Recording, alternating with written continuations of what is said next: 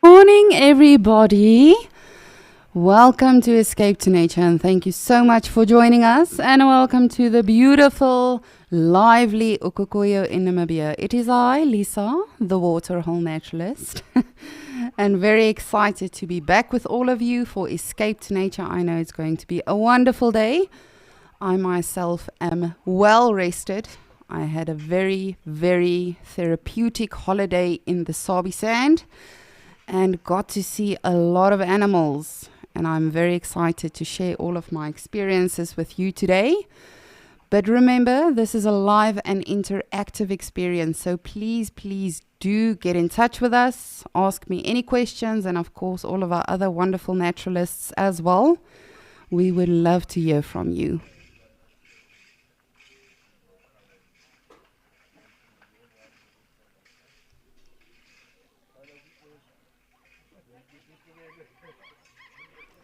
But I'm sad to see and to say that I'm sure all of you know, but the water level is still very, very low. But you can see that is not at all deterring the animals. I think this is one of a few water holes that actually still has sufficient water in it.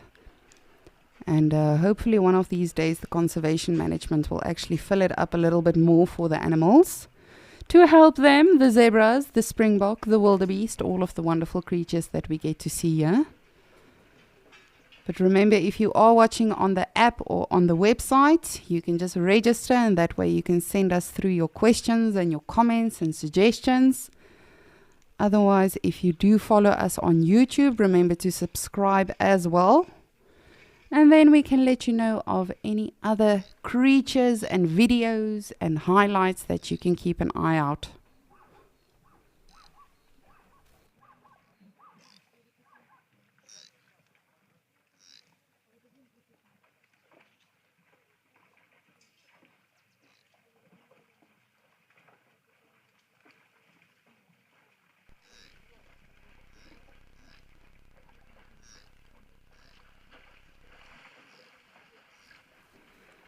Ike, good morning. So good to hear from you.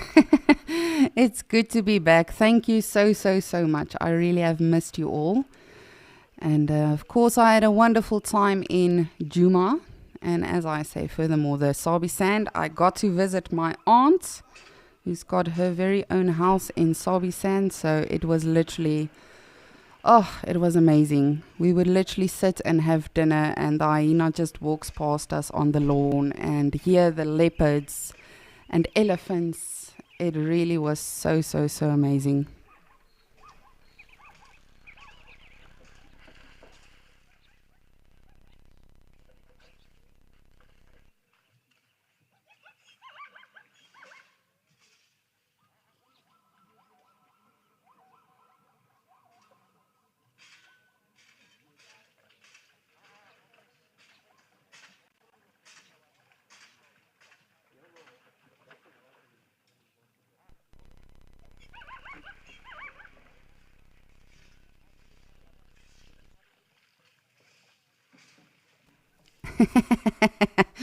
Everyone in FC is apparently not very impressed with me.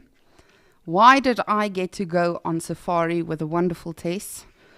A lot of planning went into it, I will tell you that much, and a lot of communication. But it was really, it was amazing. I will tell you though that I was very nearly late because my aunt, which she failed to mention, has not been on the actual Djuma property in years. So she said, no, we'll go drop you, and we'll make sure you're on there on time for checks and everything. And as we were driving there, which is a massive mistake on my part as well, I should have just spoken to Tess beforehand, but I thought my aunt had it under control. And yes, zero signal. I now understand all of the signal issues we have sometimes when we are actually live and on drive. But yes, eventually I got there. And one thing I can tell you that I was absolutely shocked about is the size of the actual vehicle. It's incredible to think that Wild Earth is able to do what we do and live stream all of the safaris on that size of vehicle. You know, driving with Tess and Panda, the space that Panda maneuvers with and he actually dominates shots with was just utterly, utterly impressive. But no, Tess and I had a good laugh. We had a lot of conversations. And I have to say, it feels like I've known Tess for years. And of course, that was the first time meeting her in person. And it was just, it was incredible. And of course, we got to see Miss Tlalamba. So that was wonderful. Literally at the end of drive. But before I tell you about all of my adventures and everything, let's just have a quick look at today's weather to see what we can expect in our locations.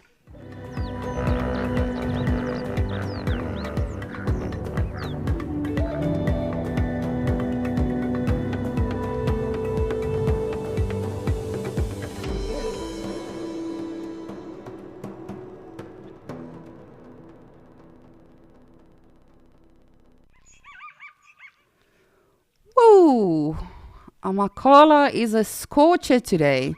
Okukoya as well. So hopefully we'll get some animals that come to the waterhole to cool off, to quench their thirst. But I am super excited to be with all of you today, just to, of course, observe all of the animals at this beautiful waterhole. And it is rapidly drying up, yeah, I have to say. I mean, I know I say that every single time, but it's scary to see how quickly Mother Nature just transforms without rain.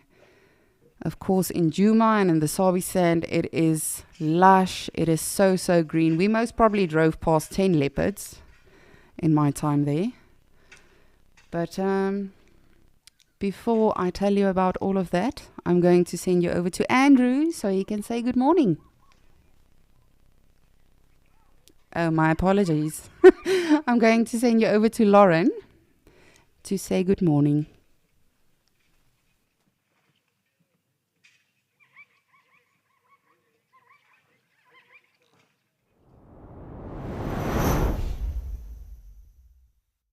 Good morning, everyone. Welcome to what has turned into a fantastically hot morning here in Madikwe Game Reserve. It was cold earlier. Rianne and I were doing a fair bit of complaining about the cold. But now I have a funny feeling we're going to do quite a fair bit of complaining about the heat. Either way, it's part of our job. It's in our description to complain about the weather one way or another.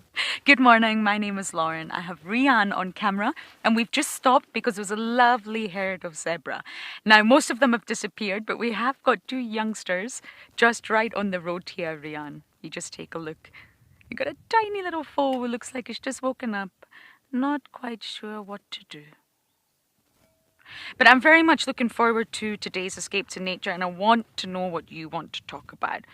My favorite part about this show is you can really get lost in discussions. The other day we had some wonderful discussions about sensory apparatus and vision and eyesight. And Trishala started speaking about her love for dissecting things, which is wonderful. And it was really fantastic to just be part of that greater discussion with you. So if there is anything that you would like to discuss today, send on in your questions. You see that wee foal is standing? Look at its back right leg. Has it gone dead? I know the feeling. I hate it when you get a dead leg.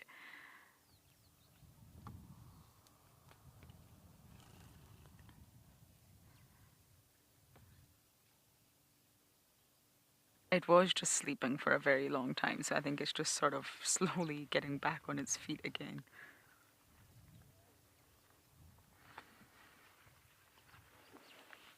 Madikwe has been rather quiet this morning. I'm just really struggling to sort of find those big herds of elephants like I used to. And it's not as if they've disappeared. I think possibly with the season, with the transition of seasons, they've maybe just moved to another part of the reserve for now. That's entirely possible.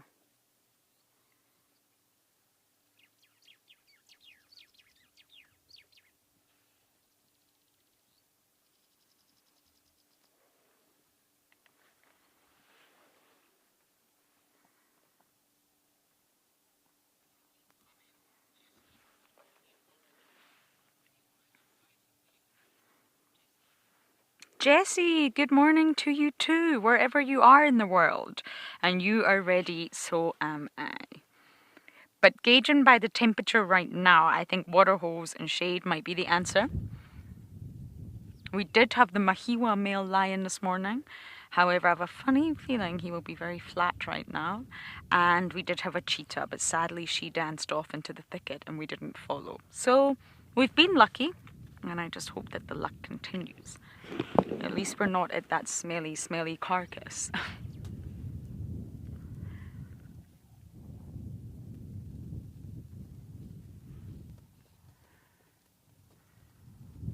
It's just so wonderful, the population of zebras here, really. They're all so relaxed, and zebras are a funny thing in the Lowveld. Well, at least in the Sabi Sand. Sometimes you see them and you get very excited, but you never see big herds like this. And sometimes you just won't see them for a really long time. The population numbers are not as high as they are in areas like Madikwe.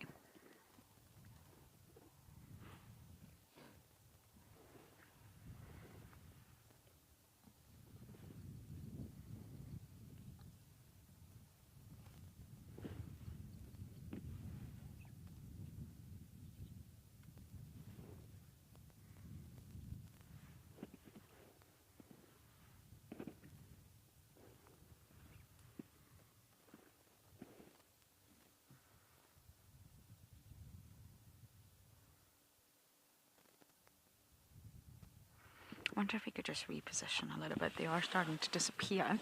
Let's see if we can go forward and get some better views for you all. I've got my sunglasses on everyone, bear with me. I have naturally very pale blue eyes, not a winner for sun. And I went to the opticians lately and he showed me all the sun damage, which was honestly quite horrifying. I wish he had never showed me, but however, I have lots of it on my eyeball.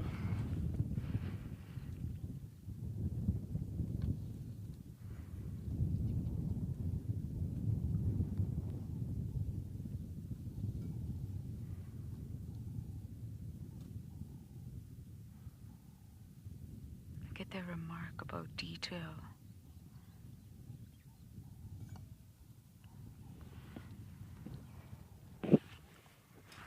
Mike, you are asking how are we finding Traverse on the new property. I'll wait till I get that question again.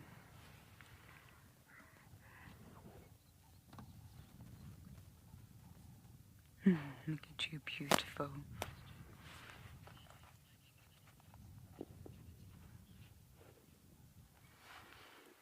Oh, okay, now I understand what you're referring to. I was thinking, I've been to Madikwe a lot.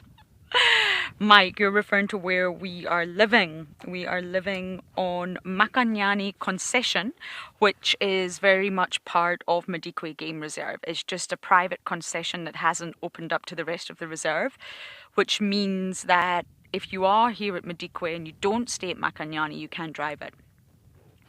And I actually had driven it before. I had some friends there who allowed us to just have a sneak little traverse there every now and then, but it's beautiful. Our camp is very wild, and yesterday we just woke up and there were the lions. Mr. Mahiwa and all his lady friends and all his, I think, sons. And it was just wonderful. It's a lovely property, and then of course to get into the main part of Madikwe Game Reserve, which is open to everyone, you have to cross a river. So sometimes that river's not crossable when the rains have been really sort of heavy. It's called Croc Drift, and crossing it's just fantastic, really. You get to just see all the animals near the river, and it's just a really lovely property. So we're very much enjoying it. I've been very lucky. I've spent time in the east, the northwest, and now the northeast. So I'm getting to really know Madikwe.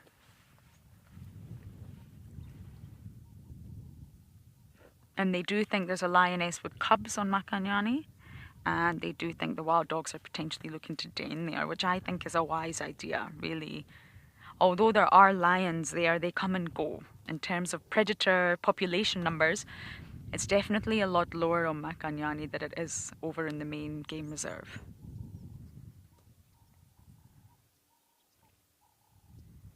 But yeah, it's excellent. The lions we had all to ourselves, and I was so happy with that. Don't have to call it in on the radio, don't have to deal with anything. You can just enjoy them.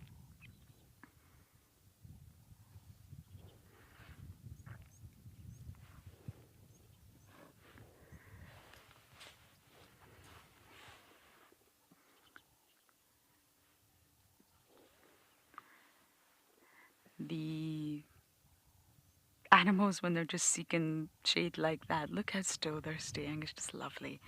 Can really pick out remarkable details in the zebra's skin and the coloration and just their beauty.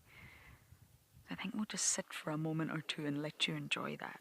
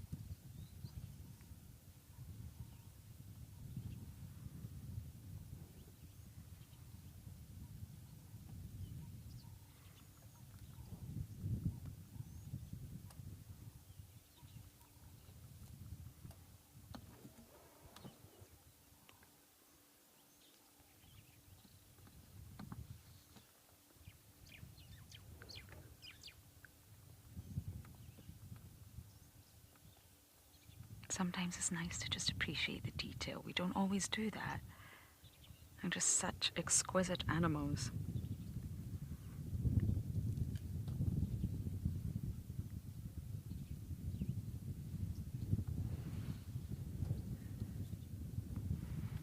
Look at this one here. Rihanna keeps on looking at us.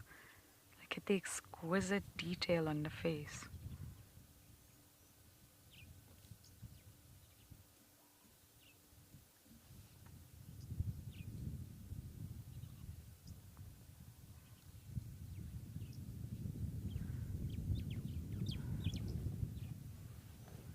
Laura Cam, maybe they are. Maybe they are sun worshippers. After the cold night, I actually probably think they are. It was really cold. I didn't feel it. I was obviously tucked up in bed with my thick duvet, but the minute I opened my door this morning at 5 a.m., so you've got to think these animals stay out here in the wild. And although they're equipped for it, remember, temperature has a different meaning for each species. We don't all feel it the same. But still, they'll feel the cold. So maybe they are worshipping the sun right now.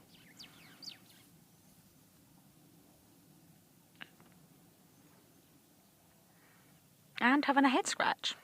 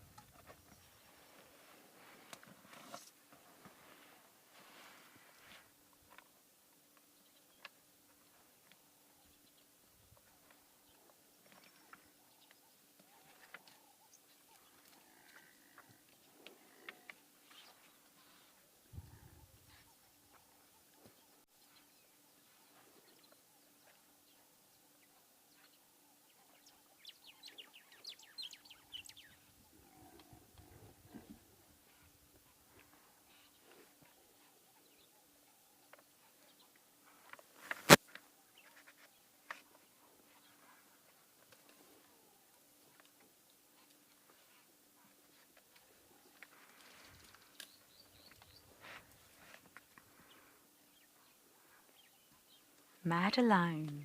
Or is it Madeline? I'm gonna go with Madeline. You're right. It's so nice to just see the detail in them. The beauty in what they look like and also what they're doing.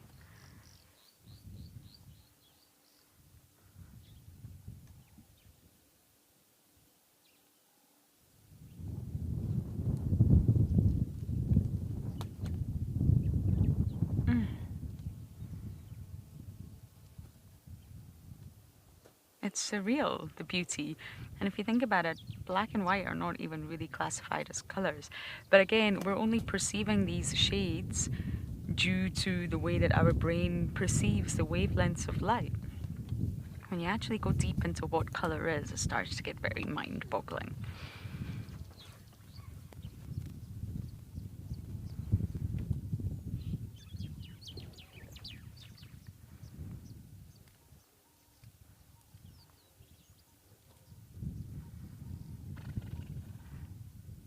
And just talking about the cold last night, all living things are affected by temperature, all of them. And we know that because we are affected by temperature. And it's quite simple. If conditions are too cold, chemical reactions slow. They slow right down almost to a useless crawl. Whereas if things are too hot, proteins and all sorts of other molecules that are required for life, they fall apart. They denature. So therefore, any species can't be too hot for its own sort of lifestyle or too cold. So for us last night, it was way too cold if we were outside. Luckily, we weren't. But the animals were.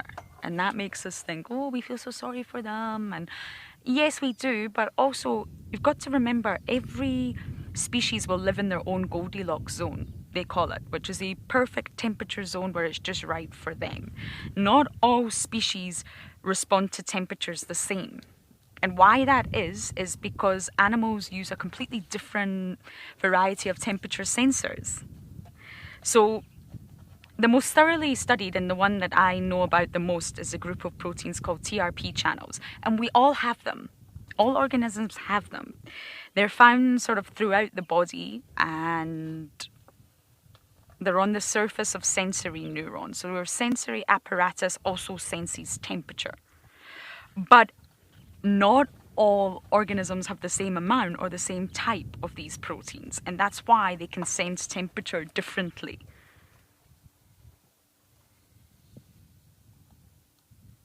So not all TRP channels detect the same types of temperature. You get things that are really, really hot, and you get things that are really, really cold. If you think about chili peppers, I love chilies. I'm such a chili person. I love everything spicy.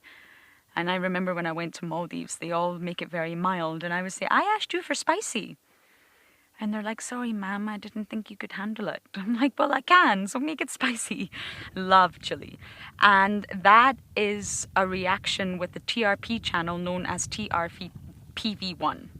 Ugh, it's also complicated. And this is a special sensor that detects painfully high temperatures.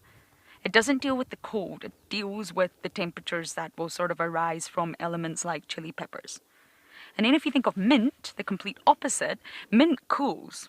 A lot of us have mints after dinner, and it's cooling, contains menthol. And that's activated in the body by a sensor called TRPM8. So you don't need to remember all of them, don't worry. I'm just trying to show you that there are different sensors to detect different sort of sensations and different temperatures. And these same sensors that are in us are found throughout the animal kingdom.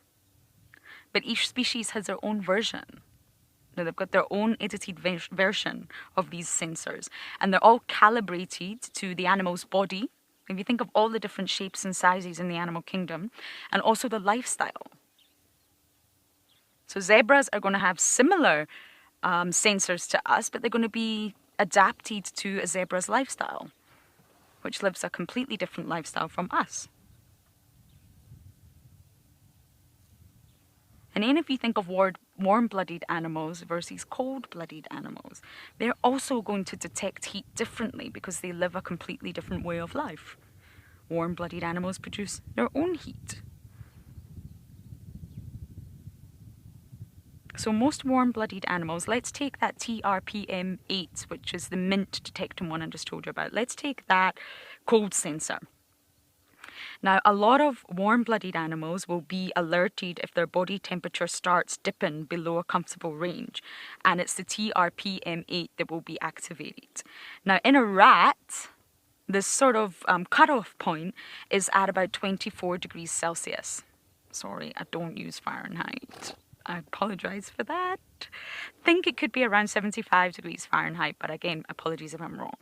But in a chicken, whose body runs hotter anyway, the TRPM8 sensor is tuned to 29 degrees Celsius instead.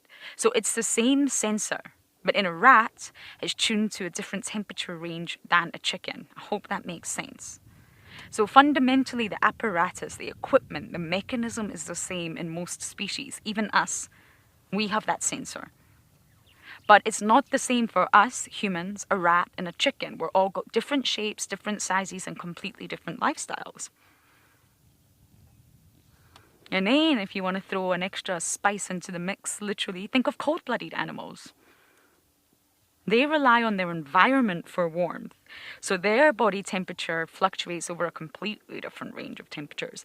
And their version of TRPM8C, it's the same sensor, it's the same protein, it's the same tool that all these animals have. And their sensor is set at a much lower temperature. I think it's around 14 degrees Celsius, for example, in frogs.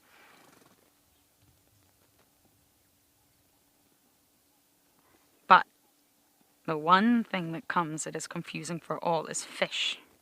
Fish are cold-blooded, but they seem to lack TRPM8 altogether. They don't seem to have it. And most fish can tolerate temperatures close to freezing,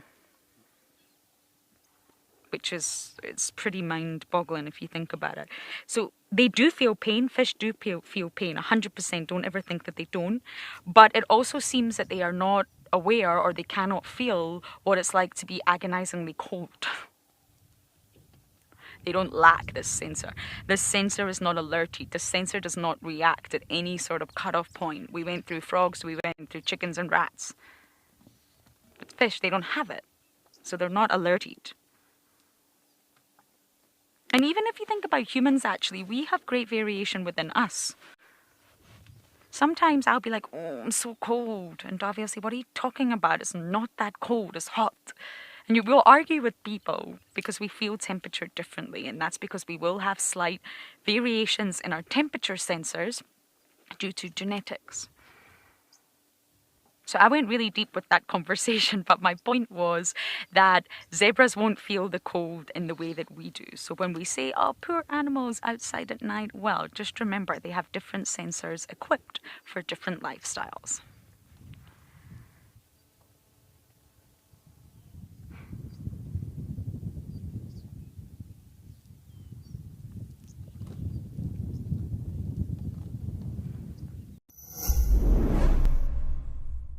Wild Earth's mission is an expensive one, but we know that our live experience is important to so many people that cannot afford to pay for it. We have added a donate button to our website. By donating, you are directly helping us share our free nature experiences with the world.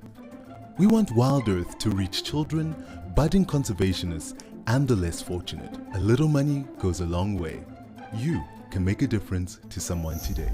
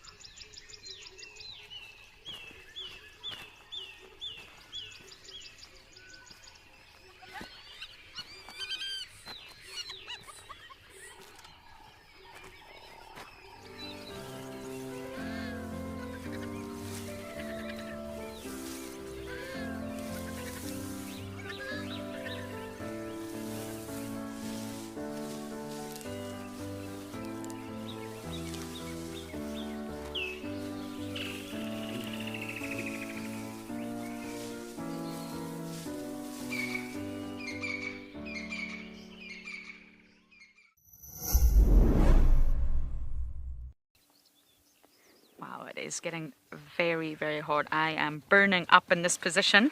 I've been sitting here quite some time. So Rian, my sun compass, how shall we position to avoid the sun? This takes a while, everyone. Other way around. Other way. Okay. We are going to reposition to get me out of the sun because it is absolutely baking. But I think let's send you guys over to Andrew and hear more about Alfonso.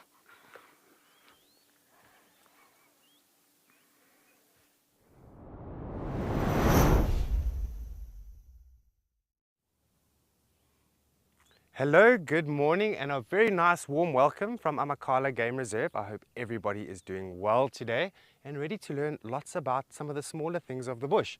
We've actually stopped here and we're going to talk a little bit about plants, and it's going to be quite an interesting day. Now, my name is Andrew and I've got someone special behind the camera. You all remember Morgan. He's behind camera today, and Paul, he's going on leave. He's going to go see his family and have a good time with them. Morgan, how was your leave? You had a good time. You're excited to be back at Amakhala, yeah? Perfect. Well, there you have it. So yeah, we're going to be talking about some of the plants over here. Take a look at this. So this is actually a very nice wild olive tree that's growing just next to that termite mound over there. Look how big this one is, and it's doing so well. Got a beautiful canopy, got a nice growth structure as well. And if you have a look just at the base of the tree, you're going to notice that there is lots and lots of shade. So you can imagine how important these sort of trees must be for the animals, because they're going to go under the trees when they're feeling hot and they're going to get some nice cool shade. I'm surprised that we haven't actually come along here and found some animals under there now. Wonderful trees. I really enjoy them, and there's actually a lot of uses for these trees. Now, because these trees are actually termite resistant, there's actually a strong chemical within the plant, and it helps to make the plant 100% termite resistant. And because of the long life of this tree, it does grow slowly and therefore makes extremely good furniture. So for many, many years back in the day, these trees were actually cleared for a very long time. And so yeah, the trees were cleared, and a lot of the big trees were cut down, and they use them to make firewood, as well as furniture and tool handles and things like that. Beautiful. One of my favorite trees, the wild olives, no doubt. What you got now? You got this hairy star apple growing next to the vehicle over here. I was going to go On the olive tree? yeah, Okay.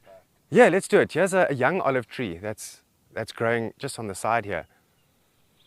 Very easy to identify this tree. You'll notice that the leaves are lanceolate. So almost like a little sword, if you will, lanceolate. That's the term that we use for identifying the leaf shape of trees. And they also grow all towards the sky. You see that?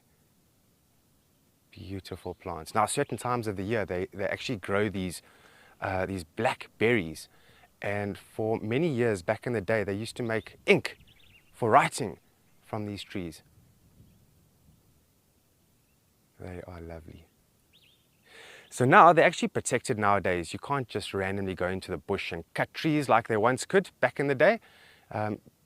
Very protected. And I know that if they are growing in people's households or in their gardens and things like that, and they're causing problems with your fence lines or your houses, you actually need to get special permission to cut the trees.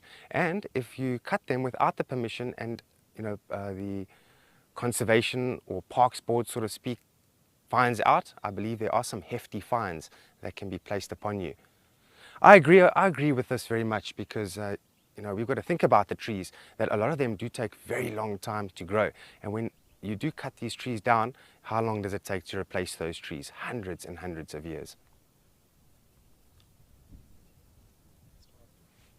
Say again? Yeah, let's do the star apple over here.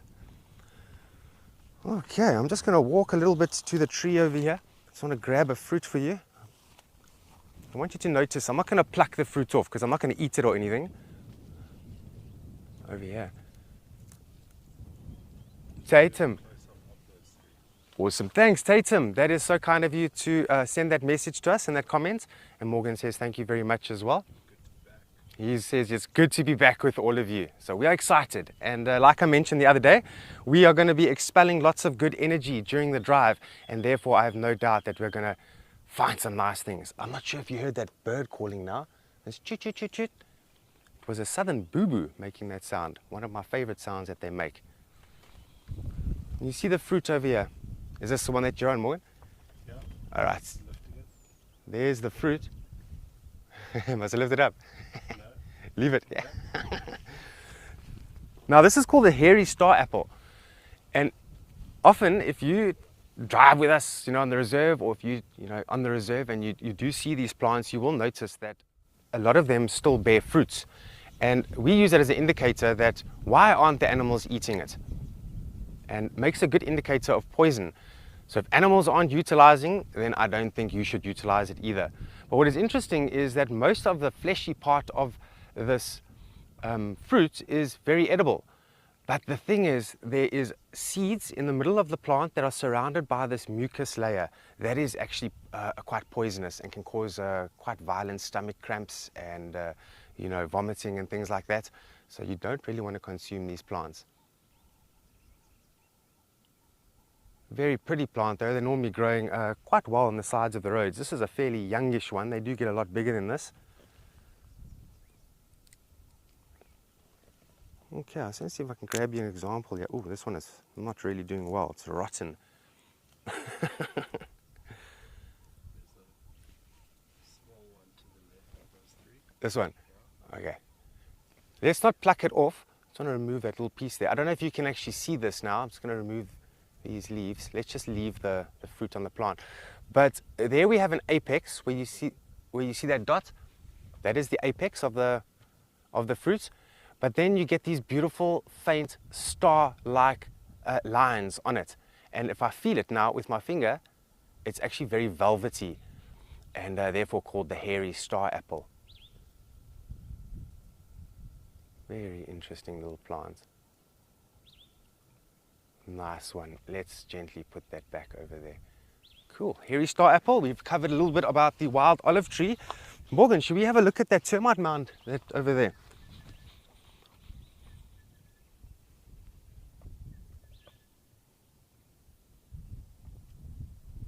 There's a beautiful example of a nice termite mound. Who knows actually how long these or how old these termites actually are, or these mounds. Some of them on the reserve have been recorded to be 50 years plus. So to age this one, it's very difficult for me. I don't know how to age the termite mounds. Maybe Lauren or Lisa has got a bit insight on that.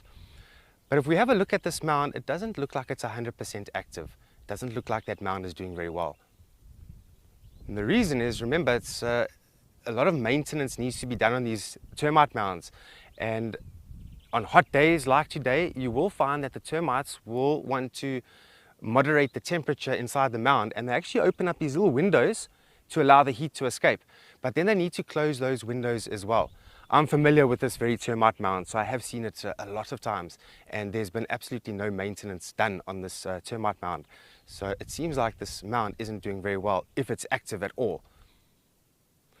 But I think, in return, because there are so many nutrients being deposited here by these termites, and I'll get into it now, I think it's becoming a beautiful nutrient hotspot over here, and hence the reason why that wild olive that you saw earlier on is doing so very well here, and it's growing beautifully. It's being supplied all the nutrients that it needs, and it becomes a little hotspot for growth.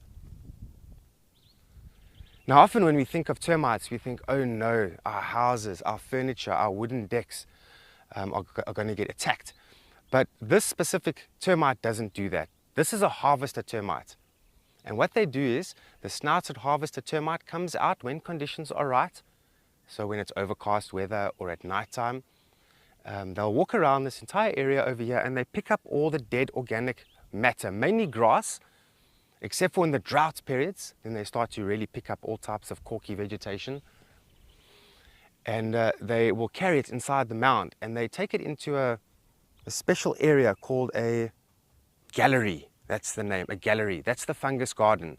And with special moderation of temperature between 22, 28 degrees Celsius in that window, then the funguses are able to grow in that fungus garden. The funguses is what they're cultivating to consume, to eat. Then they eat these funguses and they digest those funguses. Then they're going to release some droppings, what we call fraze, F-R-A-Z-E, fraze. That is the term called for termites droppings. And by doing this, they are constantly being nutrients deposited, day by day by day. And sometimes they even take in seed material inside the mounds. And then you have these beautiful trees starting to poke out of the mound and start to grow.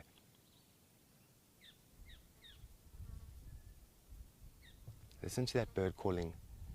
That southern boo-boo's having a good time teasing me. I can hear him, but I just cannot see him.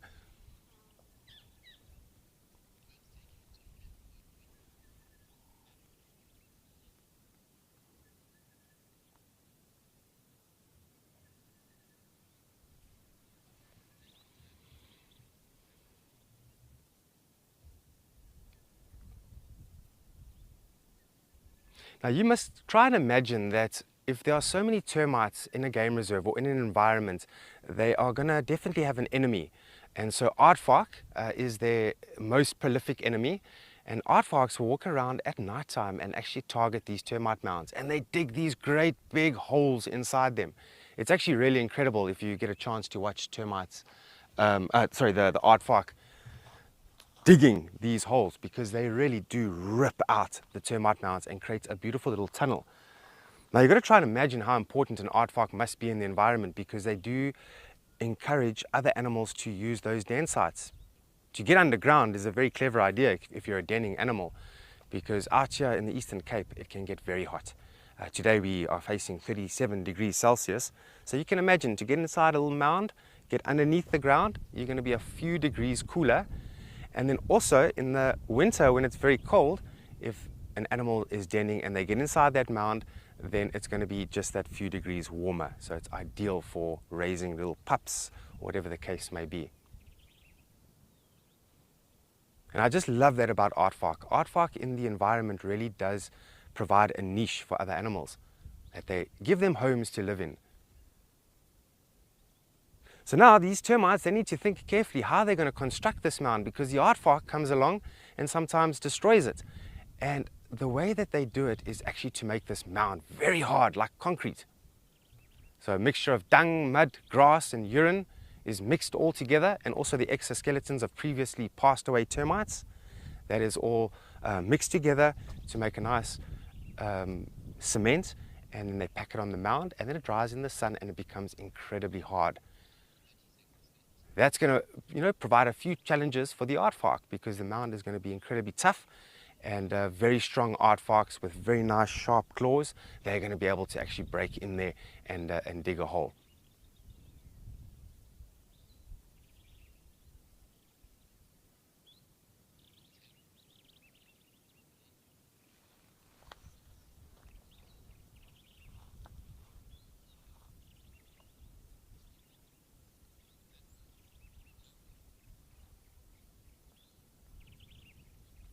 Now, I'm not sure if some of you are aware, but I don't know which lodge it was in the Sabi Sands. This happened recently, that some of the guides out there were very lucky enough to be, I just want to get something here. They were very lucky enough to be tracking a leopard, and the tracker actually spotted a clay pot sticking out of one of these termite mounds. Can you imagine finding something like that? So I think maybe for the production of African beer, maybe the hunter-gatherers that were in that area at one stage, they hid the pot in one of the termite mounds. Now, if I had to find something like that, I would be incredibly happy with myself. Just beautiful. Now, while you're looking at that, I just want to remind you that there is going to be an Easter treasure hunt. I can't wait. And Morgan, he brought the Easter eggs yesterday, so there is chocolate in our house, which I'm very happy about, and that's going to happen on the 9th of April, don't forget, during the Sunset Safari. And we're going to be on a mission to find all those hidden treasures.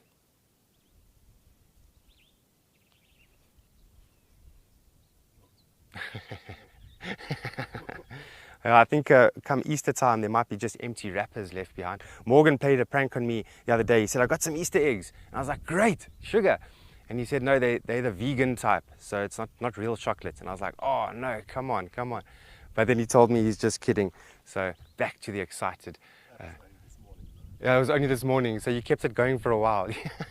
He told me this a few days ago, and he kept it going for a good few days. Yeah. Yeah, let's do the bitter aloe there. That's a great plant to talk about. So now this is called the Aloe ferox, or Verose. It depends how you want to pronounce it. It's called bitter aloe.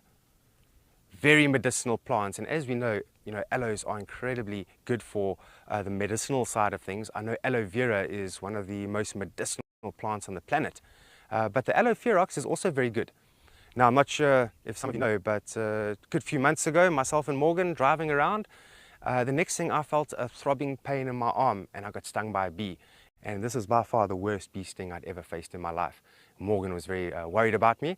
And what we did was we went to these bitter aloes, took a whole lot of them, and just placed it on the bee sting so they can help with things like insect bites. Also sunburn, you just rub it on your body. It's got I don't know if it's an SPF factor, but it definitely has got a sunblock factor. And then also for parasites in the body, you can actually eat that plant. It's not very nice, trust me. I've had one the other day. It was very bitter. But if you can swallow that and you do that daily, it'll make your blood incredibly bitter. Those parasites like mosquitoes, they don't like that, and they might just leave you alone. I believe it's also very good for expelling worms out the body.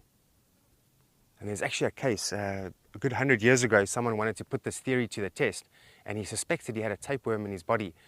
And what he did was, this gentleman really did eat away at some of these bitter aloes over a period of a few days. And the next thing, he expelled a tapeworm that was apparently meters and meters long. It's good for livestock. Sometimes even people in cattle farming areas, they do add bitter aloes to the water. And that can help with some of the livestock and chickens and things like that, just to release those tapeworms. Now, elephants love these plants, and you can actually see elephant have had a go at this plant at some point in time. Tortoises love them too. We see leopard tortoise often eating those beautiful fleshy leaf blades.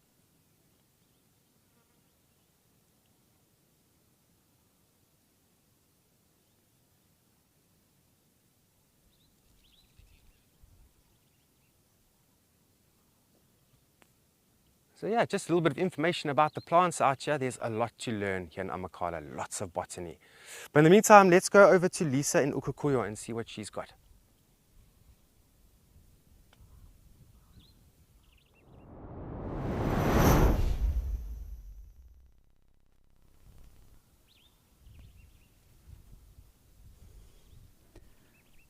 Thank you so much, Andrew.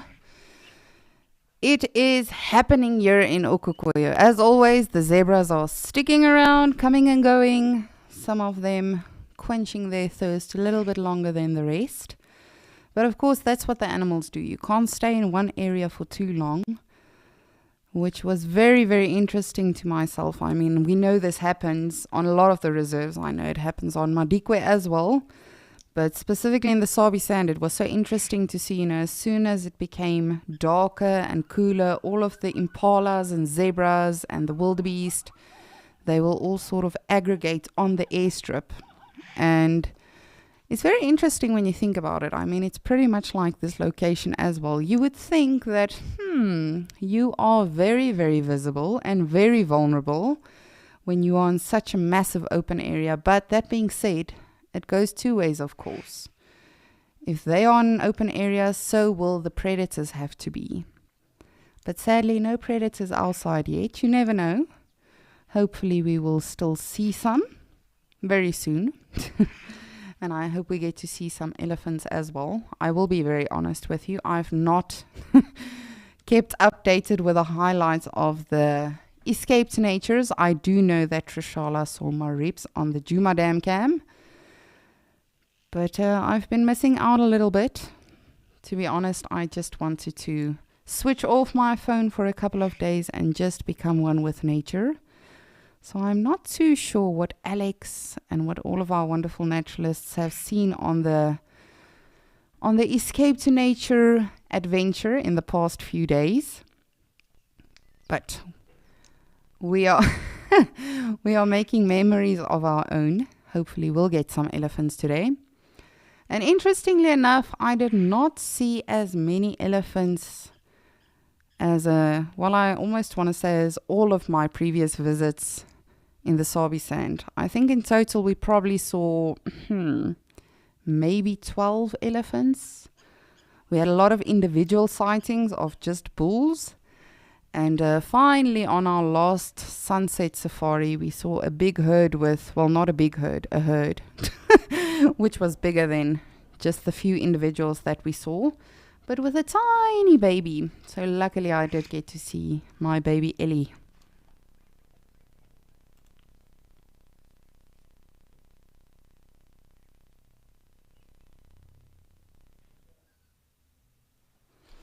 Oh, Shelly B, thank you so much for that. Yes, I will definitely, I don't think we'll cover all of the adventures just today. There really are so many stories to tell, but I will share them all with you. And Lenny, thank you so much for that. It was an absolute blast to be with Tess. It really was so incredible. And to actually get really behind the scenes and see how everything unfolds. And Panda was just such an awesome person as well. Him and I had a few conversations as well, and he is I know all of you don't get to see the cameraman and really get to interact with him, but one thing I can tell you about Mr. Panda is he is such a chill out soul. He doesn't say a lot, but when he does speak, it's very significant and revelating. But anyway, yes, it was incredible. We left on Saturday morning. We actually left at 4 o'clock in the morning. I said to my better half, we are not leaving later than that. I want to have as much time there as possible, because we actually only went for 4 nights. So we left early that morning. We stopped in Hoedspruit to get groceries. And my aunt is a massive gin and tonic lover. So that is always like our entrance fee. You just have to bring a bottle of gin. So we stopped for some groceries. And then finally, I have to tell you, the road there was quite harsh and long. Because you drive about...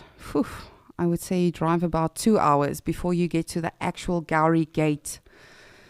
So finally we got to my aunt and it was just amazing. It was incredible. She literally has a house in the middle of the bush.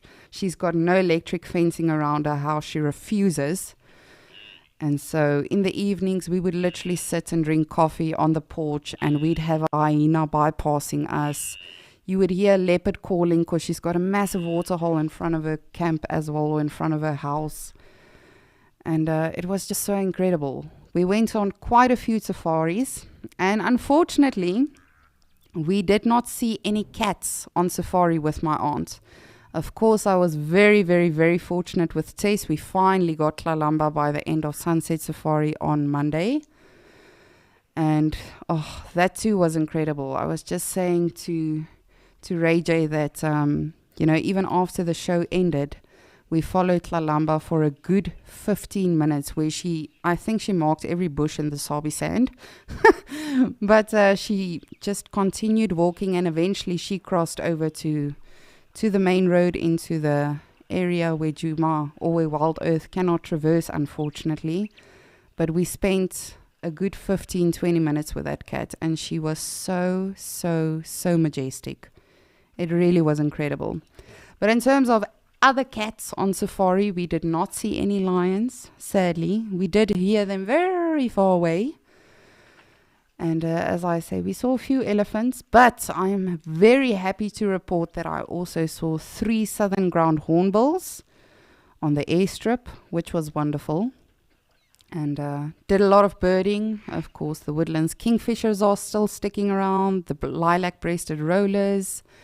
I even got a very good photograph of a kukkel, which is of course known as the rainbird. Oh, it was just incredible. I cannot tell you enough how much needed this was for me. And then yesterday, I also got to see my elephants that I used to work with, which was absolutely incredible. And they've grown up so much. I know I've told all of you a lot about Kanyisa, the baby elephant, the little pink elephant. And I got to see her yesterday as well. And she's huge. It is so scary how quickly that elephant has grown in the 2 years that I've not seen her and worked with her. But she's doing very well with the rest of the herd, as are the other calves, as are the bigger elephants. It was just incredible. I will tell you though, that we were on the road from 8 to 8. We left Sabi Sand yesterday morning at 8 o'clock in the morning, and we only got home last night at 8 p.m. So it was a long day yesterday, but so worth it.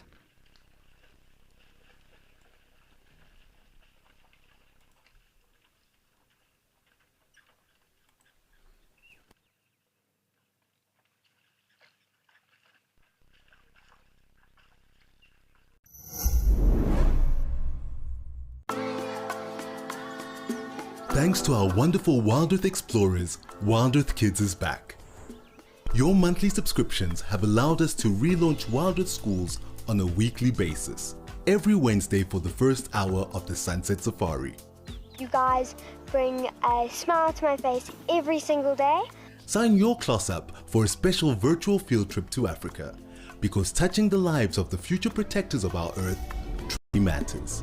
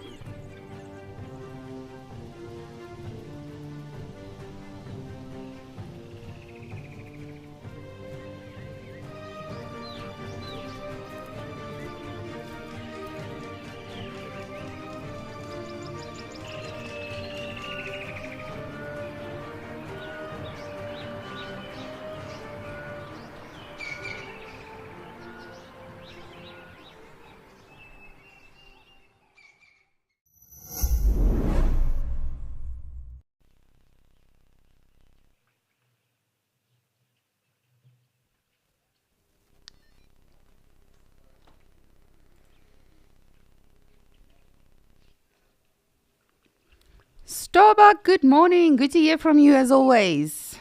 Yes, they did remember me. It was the most incredible experience. Because I actually got to say hello to the elephant carers as well. And the Ellies were out in the bush. And yes, it was just so amazing. So I got to see the whole herd. Mambo, Jabulani, Klaseri, Limpopo, all of them. But as I say, I think the biggest shock to me was how big Tamisa and Kanyisa, who used to be the smallest elephants, how much they have grown and how well they are doing. They are really just thriving, and they've been so well rehabilitated.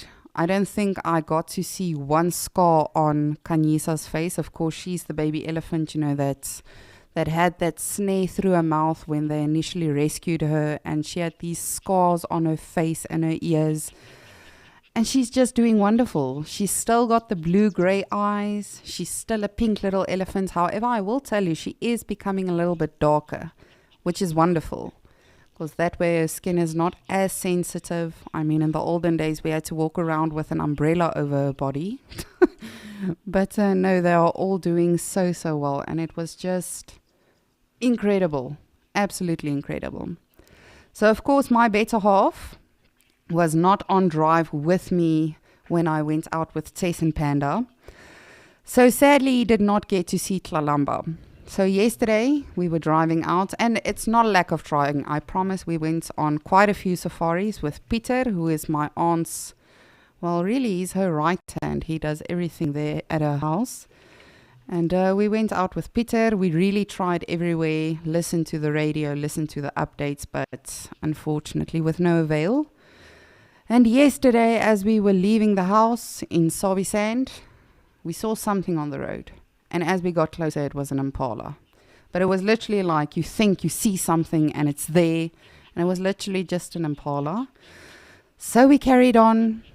And the next thing, Marshall nudged me again, who's my better half, and he told me there's something else there as well. And we found Miss Shedulu dragging a duikerkeel in the middle of the road at 9:30 in the morning. It was hot yesterday. So this in itself was already a spectacular moment.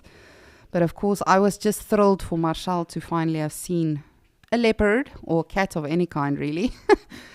And yes, we followed Shedulu literally for over a kilometer long on Gowrie Main. And finally, she took off on a road which we could not move onto, which is not accessible for private vehicles.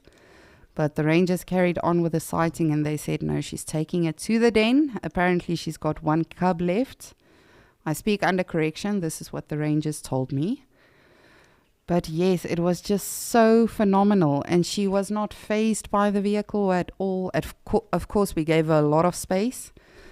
And funny enough, yesterday morning before we left, I said to Marshall, let's just put the camera on the car. You never know what we might find as we are driving out, because we are still going to the gate. It's still the bush. You never know what might be on our route. And I'm so glad I did, because I got some wonderful shots of Shedulu. Sadly, not of her face, because we were, of course, following her from behind. But I will tell you, the rangers that got to see her from the front got phenomenal pictures. Because as I say, she was just dragging this duikerkeel for a kilometer long. And the tracks were actually quite fascinating as well. It just made like this little slithering track with her tracks on the side of it. And she did not stop once for rest or for drinking water or anything like that. It was just, it was incredible. And finally, I got to show my better half a cat as well.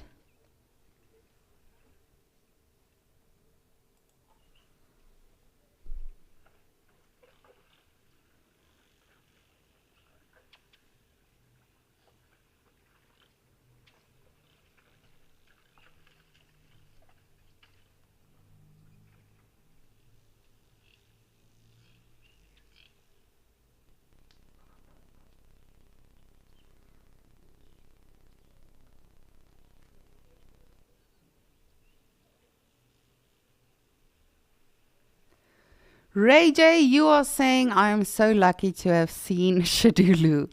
Yes, I feel super privileged. I have to tell you, of course, no, I'm not very good with IDing the leopards, much less from the backside.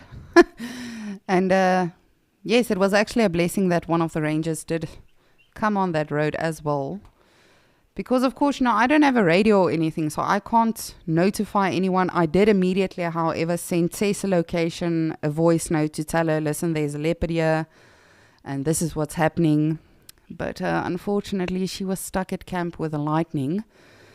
But, or I think she was not able to go on drive. I'm not sure. But I did notify Wild Earth, don't worry. And when I asked the ranger, is this Tlalamba or who's this? They said, no, it's Shidulu.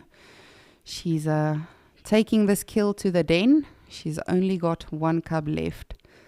So I feel super, super privileged, Ranger. I have to be very honest with you. And also seeing Tlalamba, it was just incredible. I mean, when Tess and I found that fresh scat on the dam wall, we got super excited because I almost want to say you could still see the steam from the scat. Not really though, but that's how fresh it was. And we carried on. And of course I was using the spotlight, and the next thing Tess said to me, quickly shine on the road again. And I thought it's hyena, to be honest with you. I'm very out of practice apparently. And yes, we found her. And she was so relaxed. I don't think I've ever in my life, not in my career, not going on safari personally, I don't think I've ever seen a more relaxed leopard. She was so chilled out, marking every bush, moving around. So it really was a phenomenal time. And I'm very sad, to have left. But back to reality, and I'm very happy to be back to see what's happening in Ukukoyo, to see what's happening in Djuma, but most of all to be in contact with all of you wonderful people as well. Hi, little one.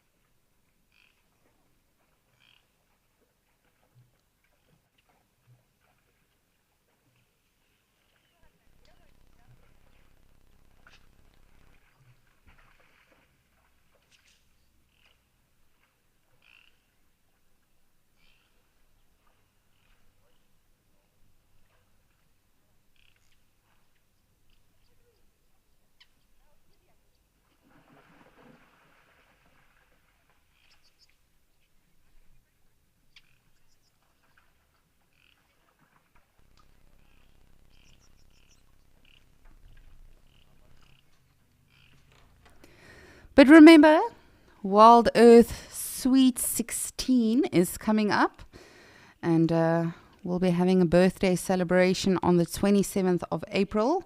So please do send any videos congratulating Wild Earth, saying happy birthday or singing a song. You are welcome to do so, and you can send your videos to birthday@wildearth.tv. Or just look at your little legs. Oh man, how precious is that?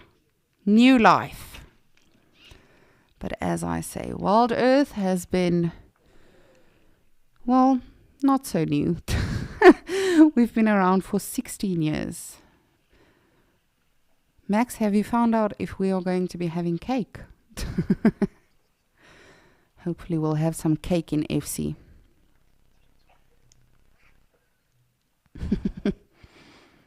We'll bring some party packs to work.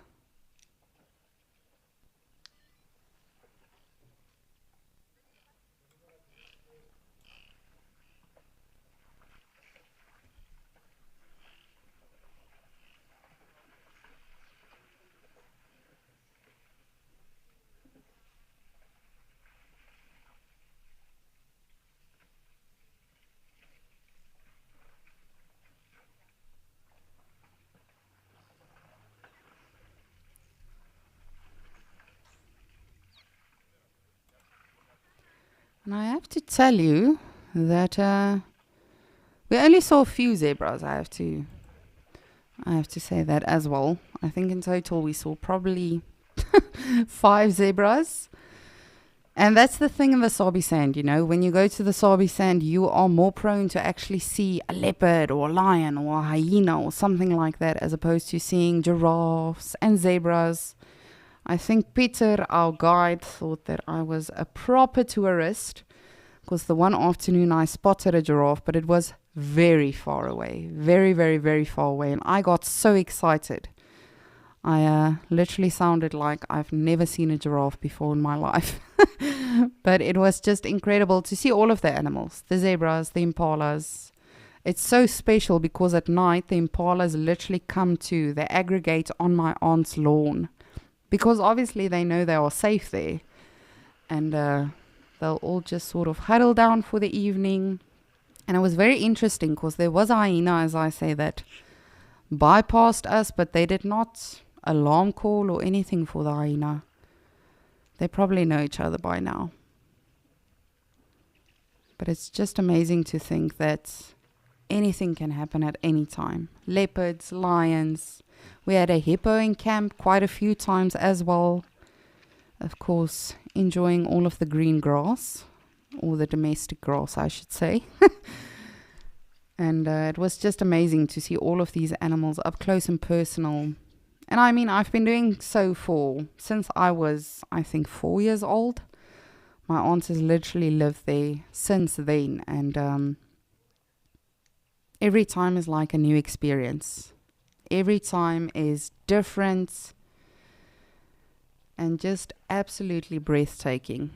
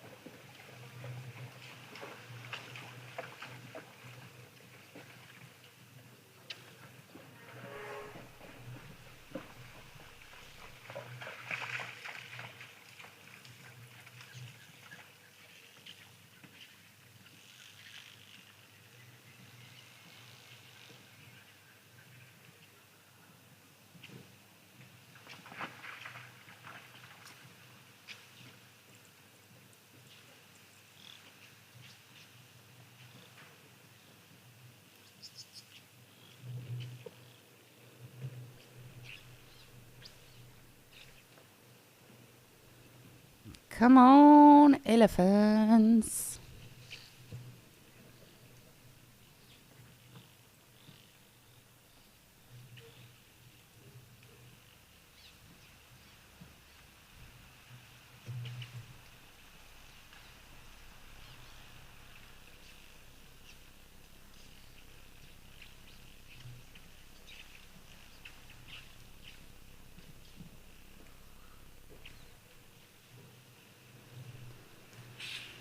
So the one evening, I think it was our second evening, my aunt said, all right, pack up the chairs, grab a cooler box, get the meat, get the braaibroodjies, which is literally like a toasted sandwich, but that you grill on the fire.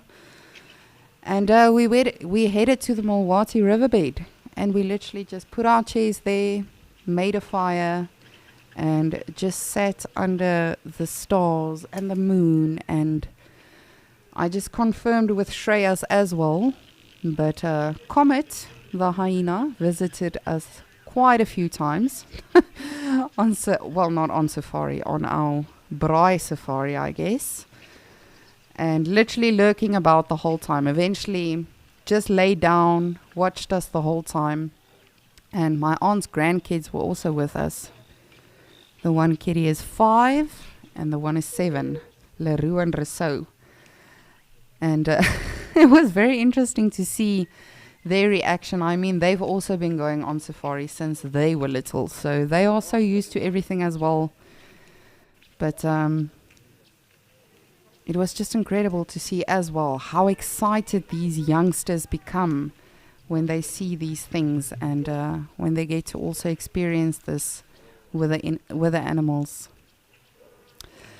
But I will tell you a little bit more about all of that in a little bit. For now, I'm going to send you back to Lauren, who's of course in Madikwe.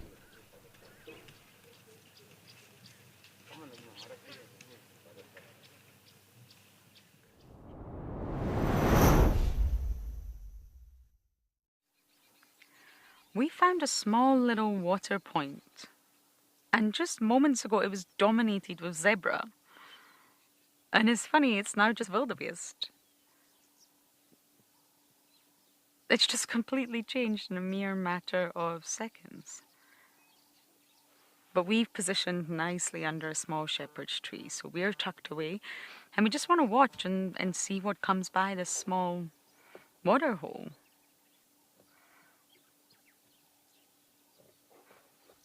And I wanted to share with you, have you ever heard of thermotaxis before? I'm going to stick to talking about heat today because I'm feeling the heat. My face is so pink. And it's basically, it's really prevalent throughout the animal kingdom. But what it refers to, if you think about, let's say you're in your house and most houses have a thermostat. South African houses do not. South African houses are not built for winter at all, but never mind. Most houses do, and if you think about it, when you turn up that thermostat, the entire house is not at the same temperature at the same time. Some rooms heat up quicker, some rooms take ages to heat up, some rooms are more insulated than others. Some rooms might be facing the sun and they just get warmer quicker because they are getting some warmth from all that sun beaming in. So it's not even. And if you think about that thin layer of air above your skin, we can't see it, we can't feel it, but it's there. Let's just say 5 millimeters above your skin on your arm. Imagine that layer of air. Now, that might be a little bit cooler than your head, for example, or depending on what room you're in.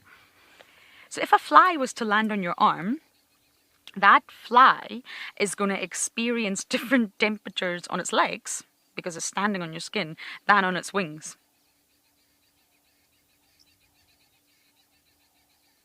So it's experiencing 2 different temperatures. Now this is a bit of an exaggerated example, but it's the only way I can think to explain it. So a fly takes on the temperature of its environment. And sometimes temperatures are too hot for flies, that they actually can't handle it. So flies, albeit tiny, are actually experts at staying in specific spots at a specific temperature. So let's just say 25 degrees Celsius is the sort of happy Goldilocks zone for a fly. No matter how fast or how far they travel around your house, they are experts at staying in that zone. If they go to 40 degrees Celsius, for example, they'll die. If it gets too cold, they can't function. But if you think about your house, it's not even in terms of temperature. If you think about your body, it's not even. So when you monitor flies in a sort of laboratory experiment, you can actually see that as soon as they hit the edge of a specific temperature zone, this is obviously a controlled experiment, they do a sharp U-turn. Man, they get out of there. It's almost as if they've run into an invisible wall. And what has happened is that the very special chitin on a fly's antenna is unbelievable at detecting heat. And therefore they can really quickly determine the heat of the air around them and tell if they've gone into somewhere that's too hot or too cold. And they're doing that using their little heat conductors on their antenna. And these work in stereo. So the antenna are not working really together, they're working separately to give the fly's brain more of a more accurate understanding of the environment. So flies can actually tell if one antenna is 0.1 degrees Celsius hotter than the other. And they'll use the comparisons between the two antennas separately to steer itself towards a more comfortable temperature. And this is what is recognized as thermotaxis. So when you see flies, and they always seem to go bzz, bzz, bzz, bzz, bzz, bzz, bzz, it just looks chaotic and it looks random, it's not. Yes, they're following scents for food, but they're also constantly detecting temperature. There's a range of temperature they just cannot survive in. So they need to stay in the Goldilocks zone. They don't just want to, they have to. So they're constantly monitoring the temperature around them. So when their movements look really erratic and slightly chaotic, to our eyes it is, but to the fly it's not. Because it's obviously bumping into invisible temperature walls. Oh, can't go there, it's too hot. Whoa, not going there, it's too cold. So it's navigating around your house solely by temperature. And if it tries to land on your arm, and that thin layer of air around your arm is just too cold and it immediately detects that, it will not land on you. Because the flies take on the surrounding temperature. So that could mean that the fly would become too cold. Isn't that incredible? I mean, yes, we don't all love flies, I know that, and we definitely don't all love it when flies land on you, but they are incredible at detecting temperature. They can gauge the temperature as they move, and they're already moving at incredible speeds. And if you think of that kids' game when you blindfold each other and you say, you're getting warmer, warmer, warmer, hotter, hotter. Oh no, you're colder. You know, you played those games. It's almost like that. You change direction when the person you're playing the game with tells you you're getting cold. That's exactly sort of, well, not exactly, but that's the idea between the mechanism in a fly. There are constant gradients around us from the sun, from the wind, shadows, breezes, currents. The temperature around us, the ambient temperature, is not equal. We just don't have that sort of ability to detect it at such an accurate level.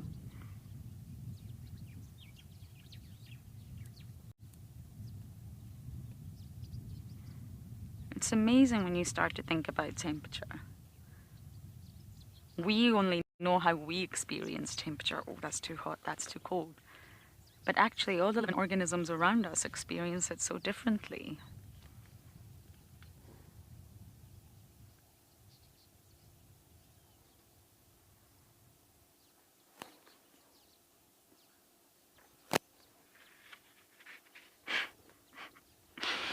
Tommy, I know, I think many people do. Many people get irritated with flies. I mean, they do vomit on your food after all.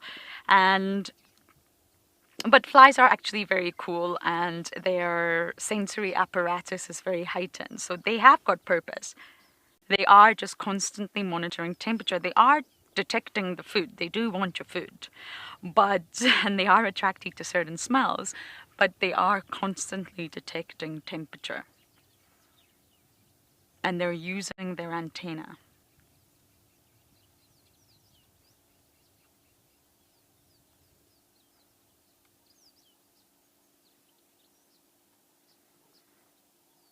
And it's very cool. On this experiment, I think it was by a scientist called Marco Gallio, and he put flies in this controlled experiment in areas with different temperature bands, and you can actually visually see the little patterns that the flies make. And yes, it looks chaotic, but when you see the temperature bands, it makes sense. They are actually avoiding certain temperatures and trying to stay in a very specific temperature band. Look who's back at the pan. Our stripy friends.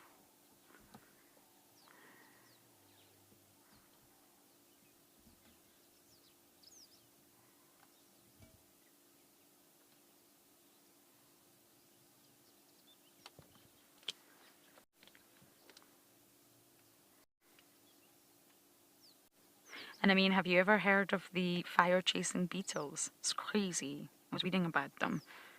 I mean, you hear moths are drawn to flames, but they're not actually drawn to flames. They're drawn to the light. Why? We don't know. But you get fire-chasing beetles that literally are drawn to heat. And if you see a fire in the natural environment, sometimes you'll see all these tiny little black specks that are flying into the inferno. You think, what is that? And it's these beetles. They can withstand extreme heat and are really attracted to heat and fire. And they're about half an inch long. It's crazy.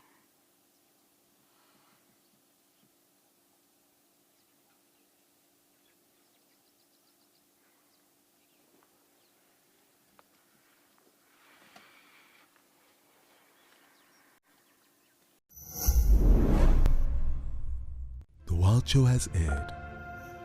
The curtain has begun descending.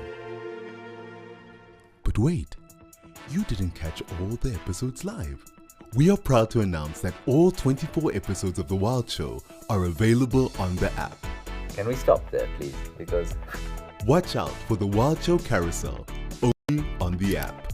let's push play on this episode of The Wild Show.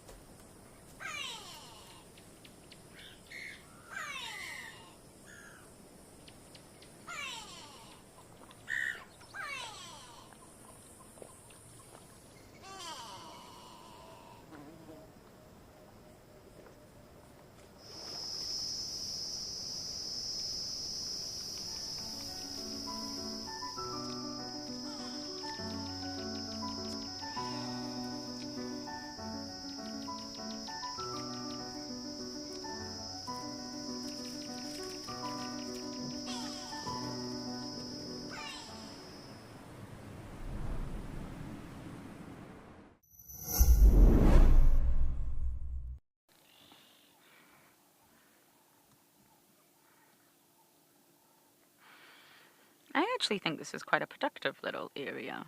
I have seen elephants here before as well. We've got more zebras coming in on the... Oh no, they've changed direction. And some of the wildebeest around here, I noticed are actually still pregnant. There's a few pregnant females around. It's fascinating. I may still get my live wildebeest birth.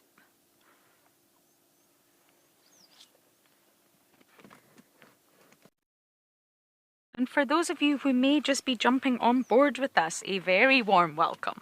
Warm welcome from Madikwe as it is piping hot. But good afternoon, good to have you with us on our Bumble and Escape to Nature.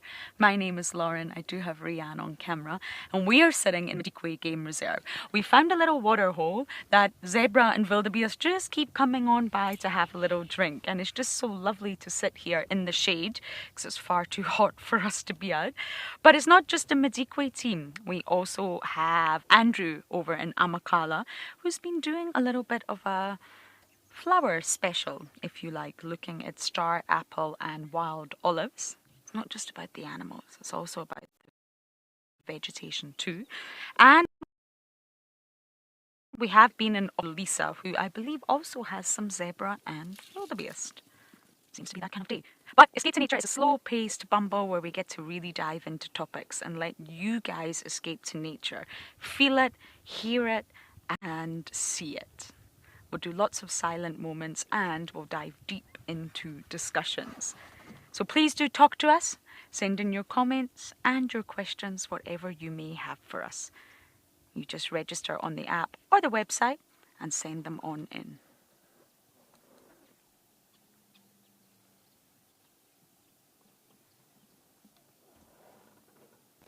It's a very hot day in Madikwe, so I think that shade and waterhole is really important for us here. I'm determined to find some elephants. Madikwe is really well known for elephants, and well, we're just not really having the elephant sightings that I used to, but of course we're in the middle of a transition season. We're in the middle of really getting ready to go into winter. So things are changing, temperature is changing. I've been talking about temperature. Vegetation's changing, water levels are getting lower, and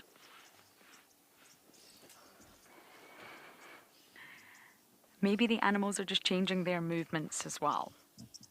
The wildebeest around the waterhole are clearly not going anywhere, but in general, I think the movements are slightly changing. But we will bumble in a little bit and hopefully find some elephants.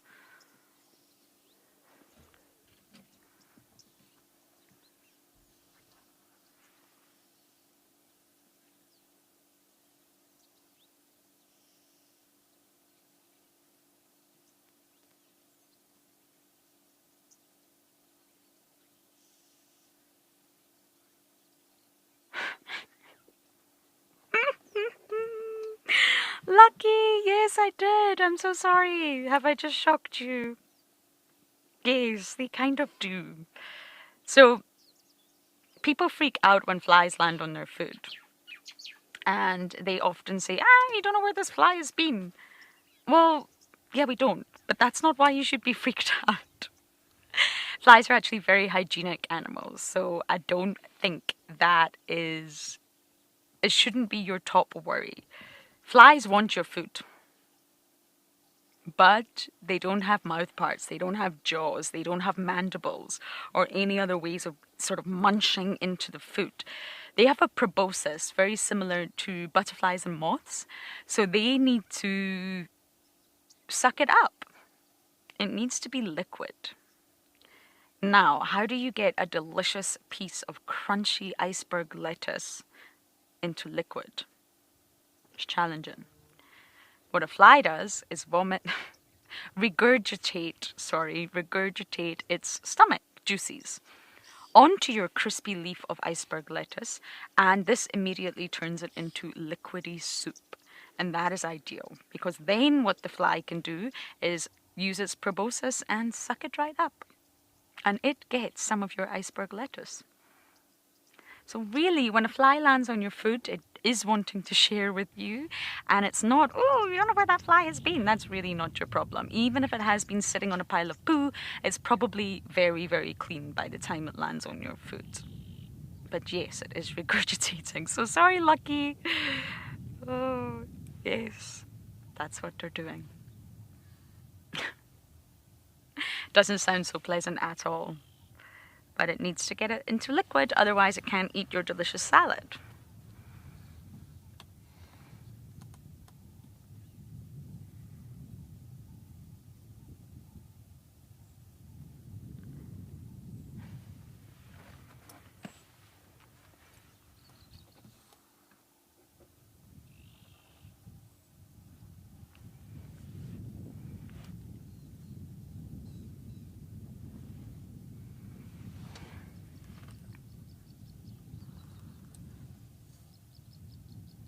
Laura Cam, I know, right?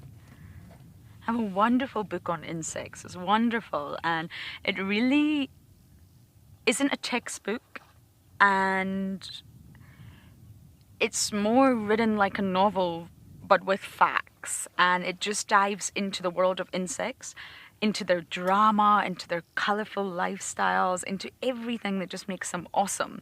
And it's so well written, it's really easy to digest, and it's called Extraordinary Insects. And After reading that book, I thought, wow, humans' general dislike for insects is making us miss out on so much of their colourful little lives.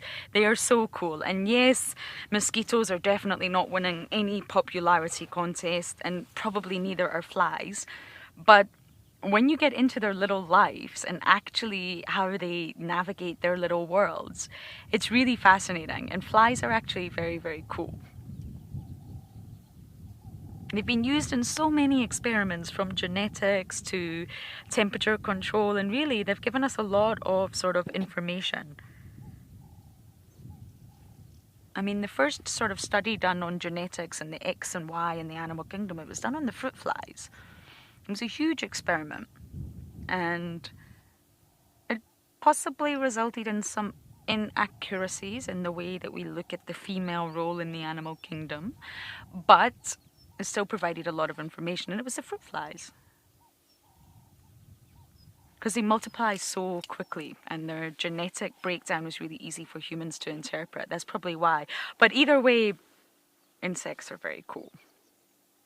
And I recommend that book. It's really easy to read. You won't feel like you're reading a really heavy textbook, and it'll just make you smile.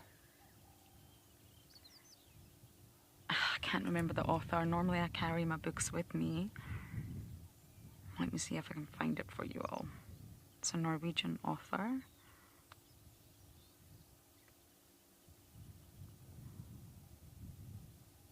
Now, I'm not going to be able to pronounce it, but it's Anne Sverdrup Ferguson. She's Scandinavian of sorts, but it's fantastic.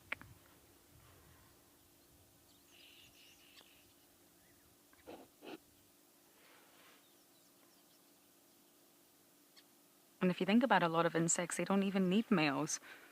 A lot of insects do not even need to find a male or mate with a male. The females can clone themselves. Not permanently. Along some generations, they will need the input of the male genetics, but hey, they can just clone themselves. How cool is that? Aphids, they do that.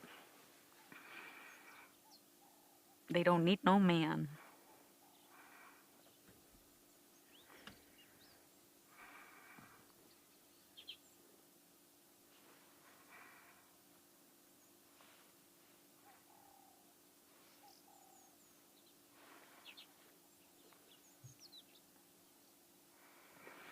I believe my dear mother has just tuned in for the first time in a long time. Hi, Mom! Mrs. Black, all the way from Scotland, just sitting watching at her work. I hope you're actually doing some work, Mom, but nice to see that you're on here.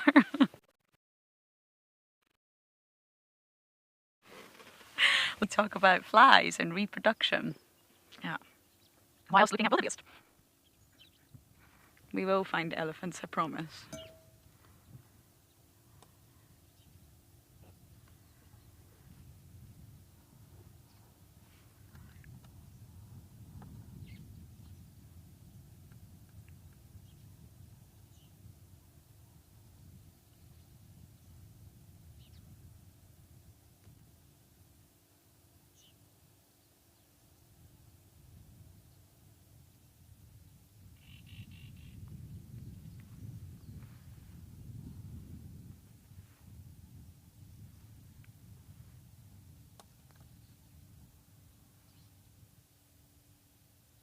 I think we may start bumbling now, see what we can find along the way.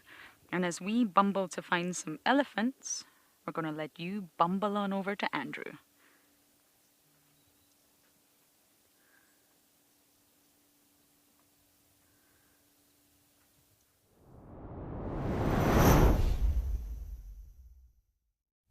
Thanks very much, Lauren. Yeah, I hope you managed to find some decent shade for yourselves out there. And here in Amakhala, it is also really a scorcher of a day today. I think right now we're probably above the 30-degree mark. I think probably about 1 o'clock or 2 o'clock. That's going to be the hottest part of the day. So something to look forward to in a way.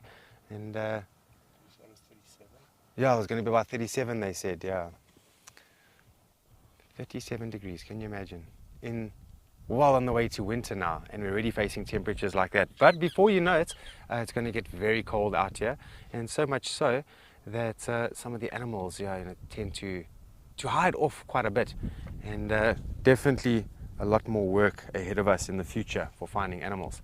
But nevertheless, we have got a beautiful landscape over here. We are in the far western side of the reserve, which we haven't really come to all that much.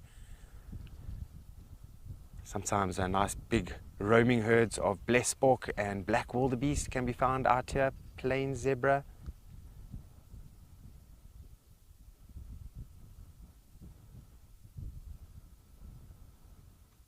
And currently, I believe the buffaloes are on the eastern edge of the reserve, and it's always nice when they come up to the west here because it's so easy to see them. Oh, there is that southern boo-boo again.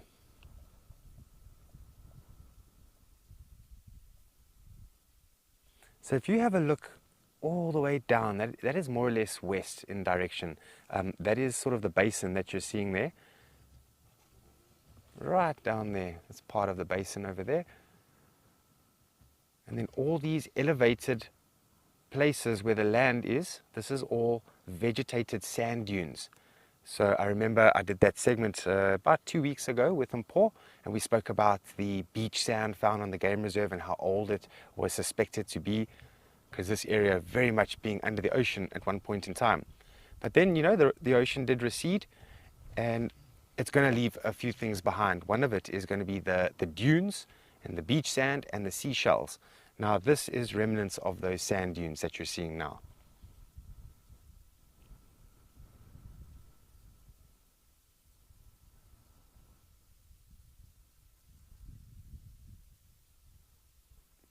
I remember a few years ago, I actually came up here with some guests, and we watched the buffaloes being hunted by lions up here. Jeslyn, it's nice to hear from you. Yeah, the scenery out here, especially in the western part, it is quite scenic out here. It's nice and open. We can see for a very far distance. And I often like to say that, nature gives you 20/20 vision because you need to look far, far away.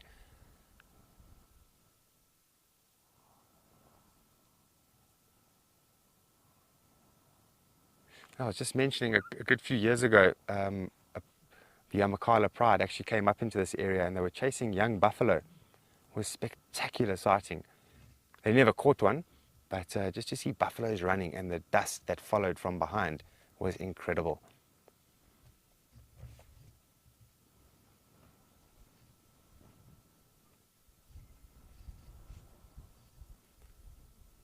Now I'm just seeing a little bit of movement of a bird just in the bush next to us. It's hidden now, so I'm just going to keep my eyes peeled. If this bird does pop out, we'll try and show it to you.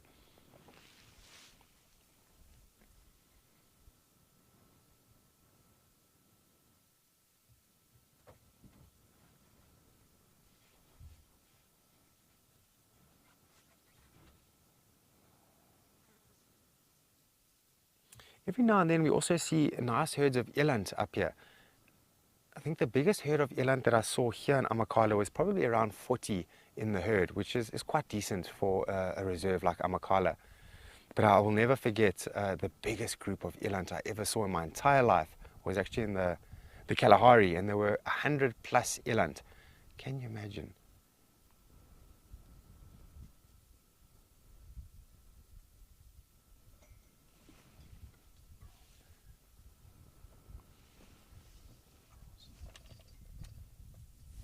All right, let's take a look around here. Let's have a look at the grasses that are growing here. There's all different types of grasses that are growing here. Some of it is what I can see, the rat's tail dropseed. This is also a good area for the spear grass or assegai grass. And they're actually quite a special grass because the fluorescence, or where the seeds are, they've got this mechanism that as soon as the seeds get a little bit of moisture, you get what they call the corkscrew method. So literally the seed starts to do this twirling motion and does this corkscrew sort of method. And the whole idea behind that is when the seeds are on the ground and things like a light rain or maybe even dew falls upon them, then they start doing this corkscrew motion, and this drills the seed into the ground, and it can really anchor itself in the ground and start sprouting. Then also, the seeds, sometimes they corkscrew on themselves, and you get a whole tanglement of the seeds of the speargrass out here. And the whole idea behind that is when animals walk through that entanglement of the speargrass, then it shatters the seeds, and the seeds just get dispersed. So it's very interesting how certain grasses have adapted over time to enhance that they're able to germinate and spread. It's very. I don't see any speargrass here at the moment, but there's a rat's tail dropseed, this one with the nice thick tops over here. That those ones there as well. Yes, those black tops.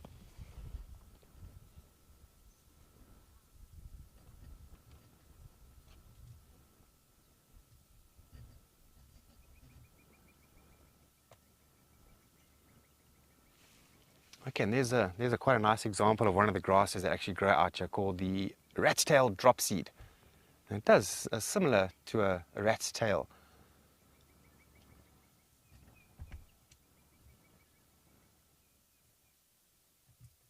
Now, I just want to explain something about the grasses, and it gets a little bit technical, but hopefully it will help you to understand how the succession of grasses works in this area. So imagine that this area became disturbed, so maybe overgrazing. So overgrazing, and usually your first types of grasses to actually grow are these pioneer grasses. But we'll get back into this. It's definitely a topic I want to cover. Let's go to Lauren in the meanwhile. I believe she has got some elephant she's just found.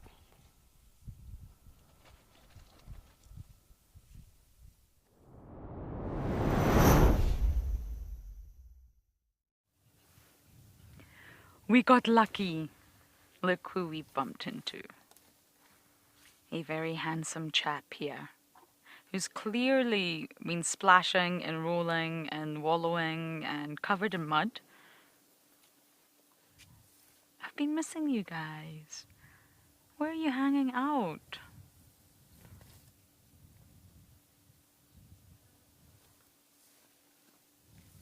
Isn't he magnificent?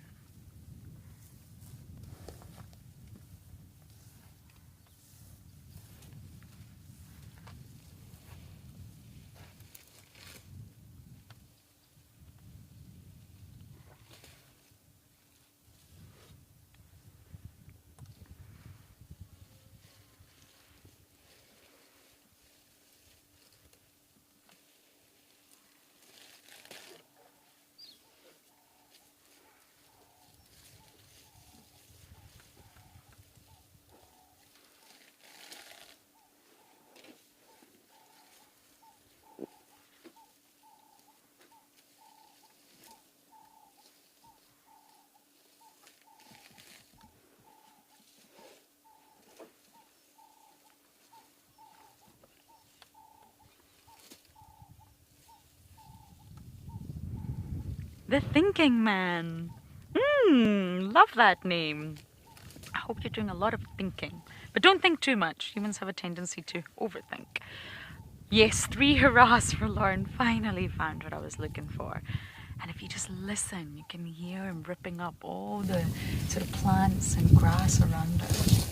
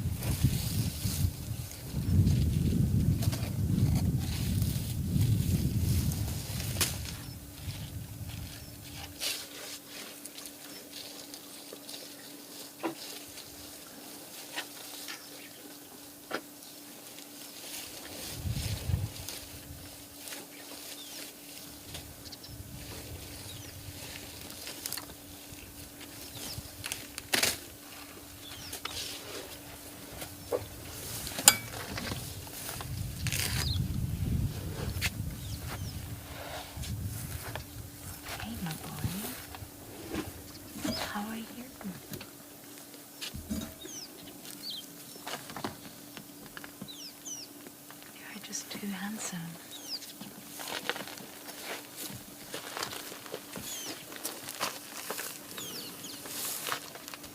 A little bit smelly.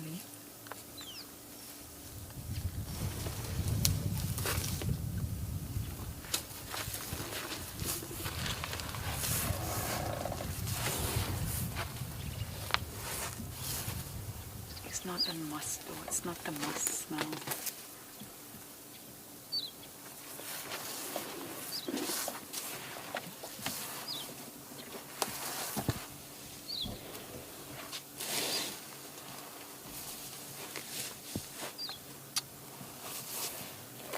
Oh, wonderful.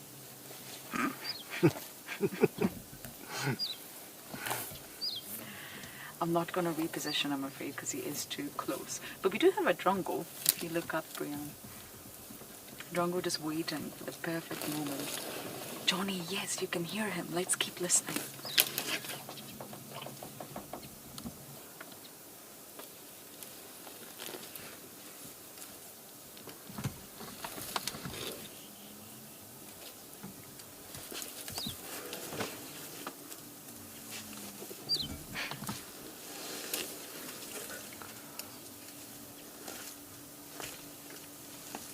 Sometimes you've got to compromise the perfect shot for safety, and we're too close to turn the engine on. So you've either got a drongo or an illy bum.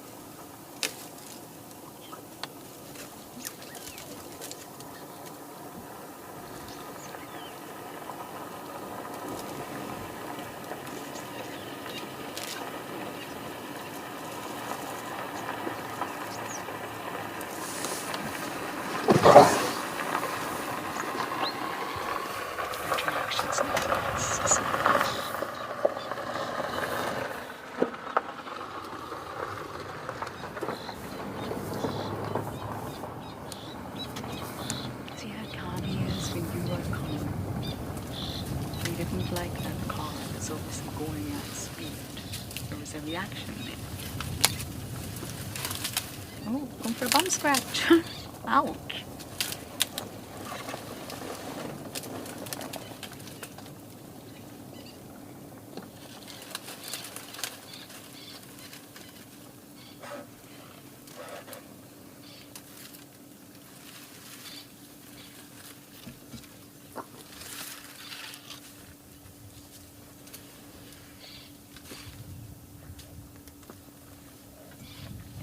A good bum scratch, I guess. When the shepherd's trees are there, you've got to utilize them. Not making it very easy for you, Rian, is he?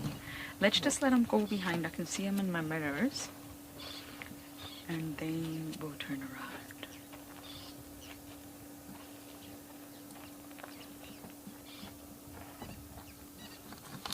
I can see that he's far enough away.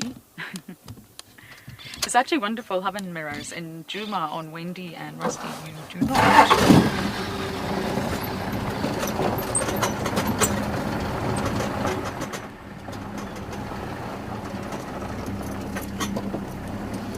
Then at least you can see when he's not fully behind the car. You don't want to ever startle an animal.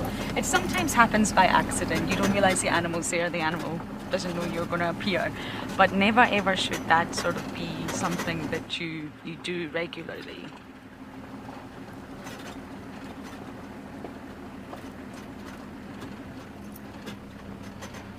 How's that, Rian? It is a bum shot, but we'll watch him walk off because it's just so lovely to spend time with one of the majestic bulls again. Like I always say, if you come to Madikwe and you don't see an elephant, then something's wrong. Maybe you're not in Madikwe after all. Maybe they're lying to you.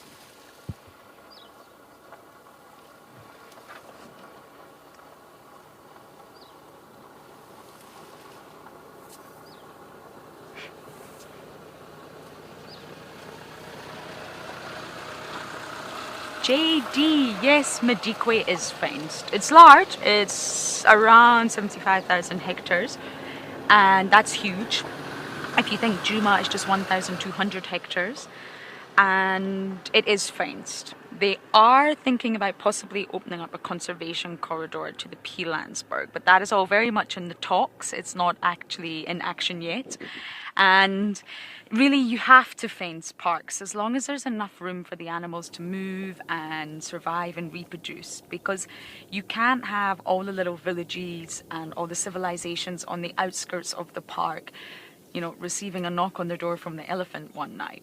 It's to keep the people safe and also to keep the animals safe. We have a really strong anti-poaching unit here, and I think they're very, very, very successful. One incident occurred, I think, over a year ago now. So it's strictly regulated, Madikwe.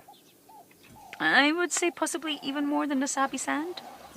It's monitored, it's regulated, there are cameras everywhere for all sorts of reasons, and it is big enough to allow the animals to roam, but around the perimeter it is fenced. And if you think about it, JD, the northern perimeter is the border of Botswana. You step out of that northern perimeter and across the road, you're in Botswana. You're trespassing. So it has to be fenced off on the northern side, and then on all the other sides, yes. Keep the animals safe, keep the people safe. Imagine watching a lion stroll into your local grocery store. I wonder what section it would head to first.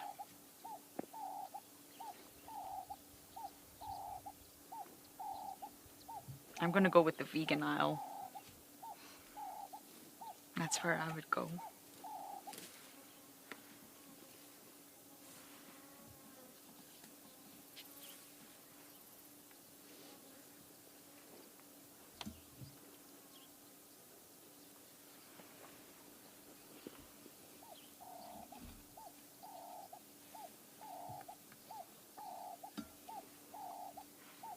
I think we are losing this Ellie, but we're just going to enjoy him for a little bit longer.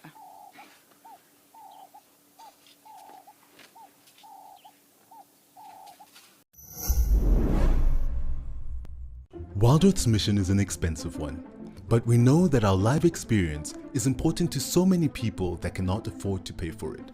We have added a donate button to our website. By donating, you are directly helping us share our free nature experiences with the world. We want Wild Earth to reach children, budding conservationists, and the less fortunate. A little money goes a long way. You can make a difference to someone today.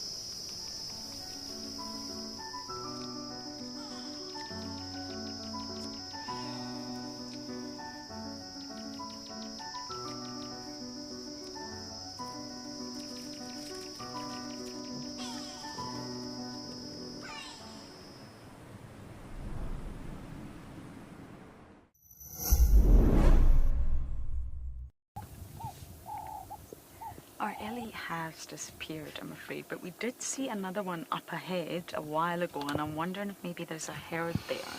Be lovely to also see a herd, see more than one. So I think we should keep bumbling.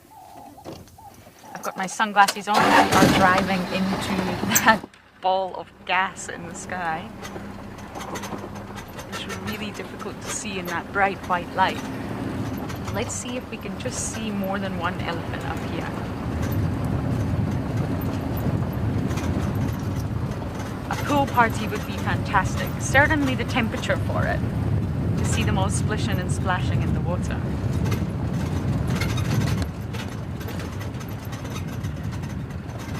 Okay. From the northwest province of South Africa, we're going to send you all the way over to the Eastern Cape.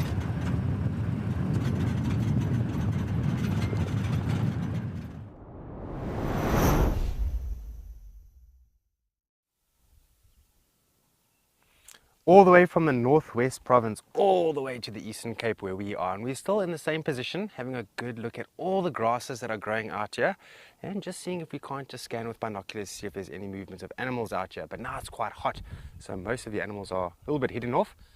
But earlier on I did touch a little bit on the grasses out here, and I was in the process of explaining the stages of succession with grasses.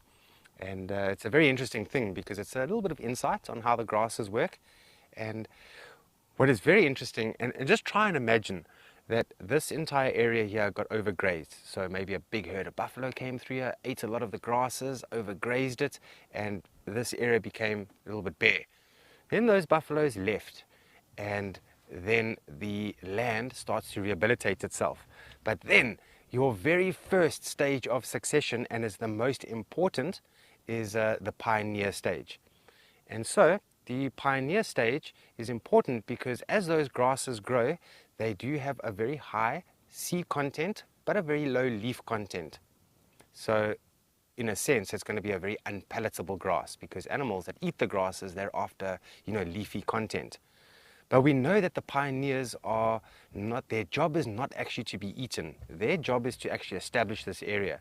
So by having a large seed content, those seeds will start to disperse and start to grow. And in the process of that, a lot of organic matter gets returned back to the soil, and the nutrients get a little bit stronger. Then the roots of the pioneer grasses are going to aerate the soil. And that actually prepares the area for your next stage of succession of grasses. And that is called the subclimax stage of succession.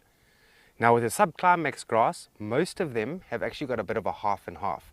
And so it's a high leaf, it's a medium seed content and a medium leaf content, so average graze.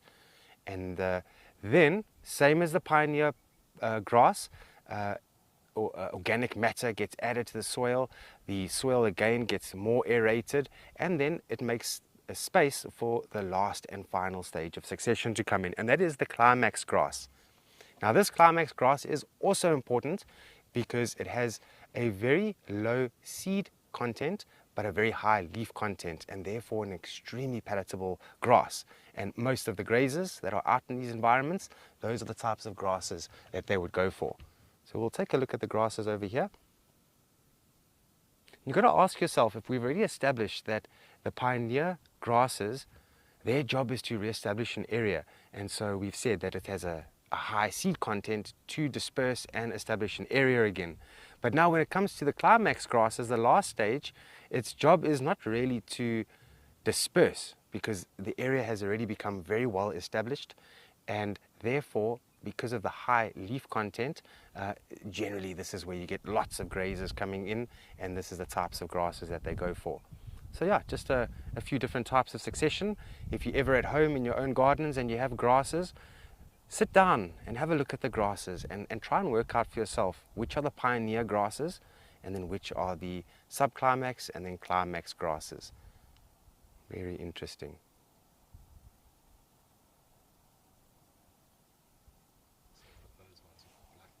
Yeah, that's the rat's tail dropseed. Now you can see these grasses just bobbing in the wind over there with those little black tops. That's one of the pioneer grasses. See the high seed content in them, but a very low leaf content. So a very important grass, this. There's other types of grasses growing here. It's a nice grass, these much taller ones, which you'll see just beyond the rat's tail drop seed. Almost looks like little finger tops. That is called the finger grass. Then my favorite types of grasses to see are the eragrostis grasses, so sawtooth, love grass, and so on. There's also the curly-leafed love grasses that grow out here, and they have the most beautiful little seeds that you can imagine, especially with the sawtooth love grass. Got a bit of a serration, almost like teeth, on the side of the seed pod. If we do manage to find some eragrostis sea grasses, we'll stop and we'll have a good chat about them.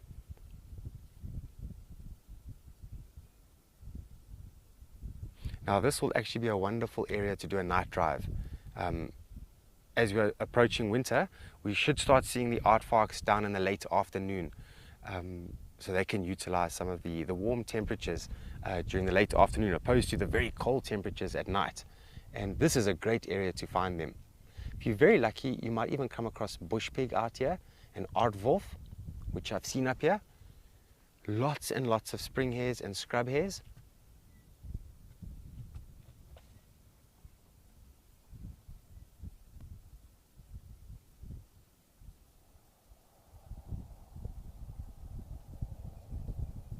We're actually in a very nice spot at the moment. We have a breeze that's actually blowing straight on our faces at the moment. So we're actually feeling quite nice and cool there. I hope Lauren is managing to keep cool in Madikwe. I was there a while back, sort of towards the end of midsummer I was there, and it is scorching hot out there. We also found at Madikwe that if we just parked off at a dam, most of the animals came to us. They'll come and swim and come and drink, mud wallow, etc. But out here in Amakhala, water is very scarce at the moment.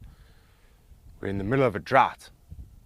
Much better off now than what we were 2 years ago, but the river is still dry. Some of the seasonal pans are totally bone dry. And the animals, they need to adapt.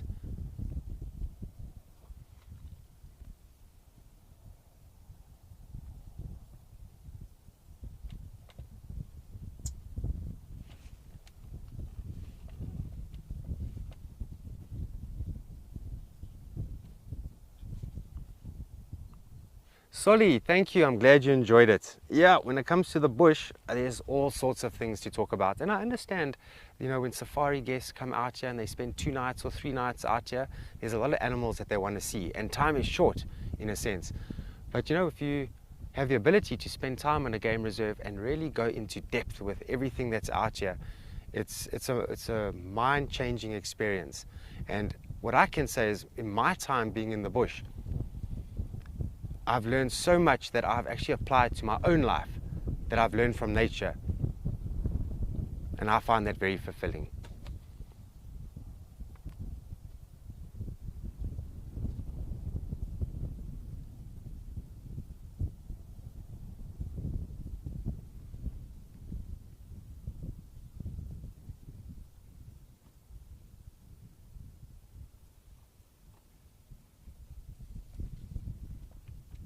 Just beautiful, just staring into the bush now. It's almost like a magnet for the eyes when you see all the grasses bobbing up and down, and also the vast open spaces. Definitely mesmerizing, and you get almost into a semi-trance without you even knowing it.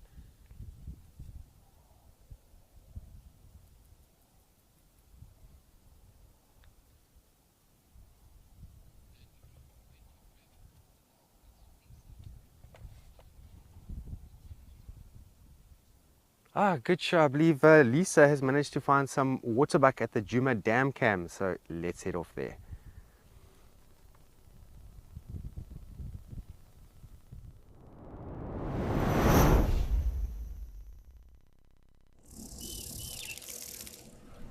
Thank you, Andrew. Yes, indeed. Finally some activity at the Djuma Dam Cam. It has been fairly peaceful, but we've got 3 beautiful waterbuck boys, and as you can see, they are just enjoying some lunch in the heat of the day.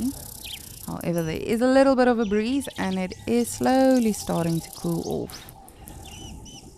It was definitely hot when I was in the Sabi Sand now. Yesterday it was a little bit cooler, or the day before, sorry. Yesterday was very hot. But you can definitely feel there's a significant difference with regards to the actual heat and humidity. I do believe it's due to all of the rain there has been. But whew, the roads are hectic.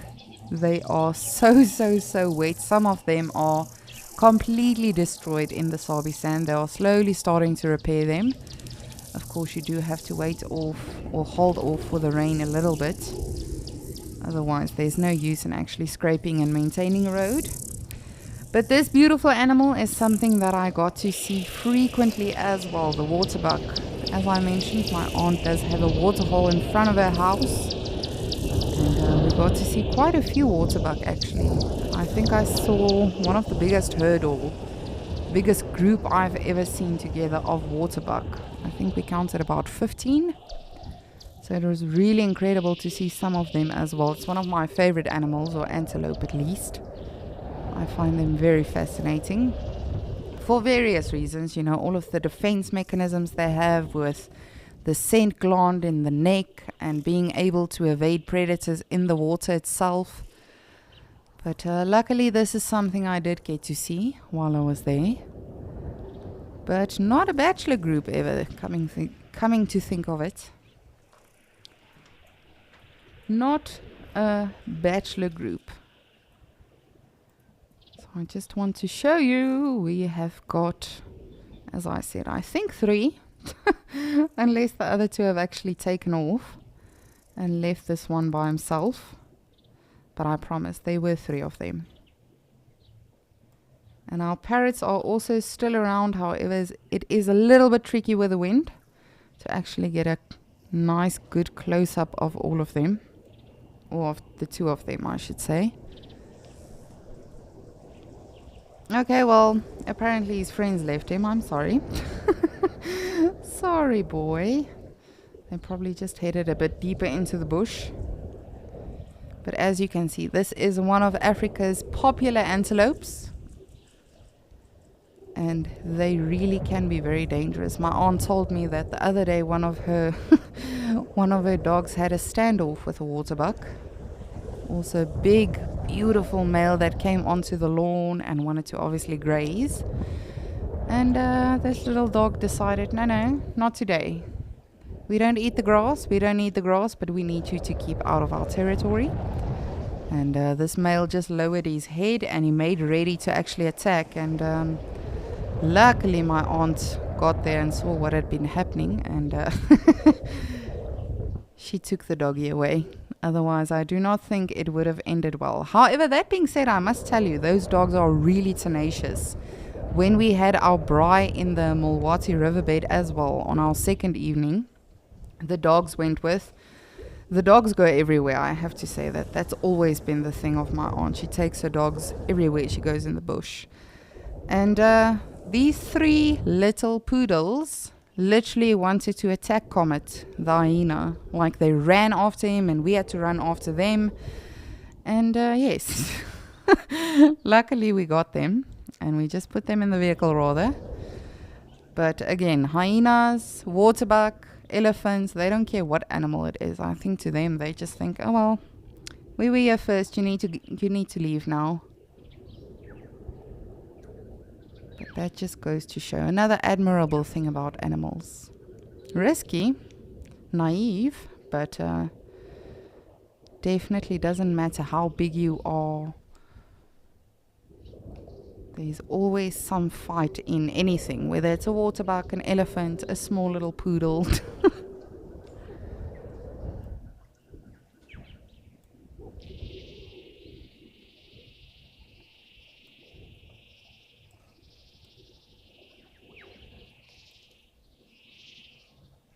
I can see the beautiful ridges on this waterbuck's horns.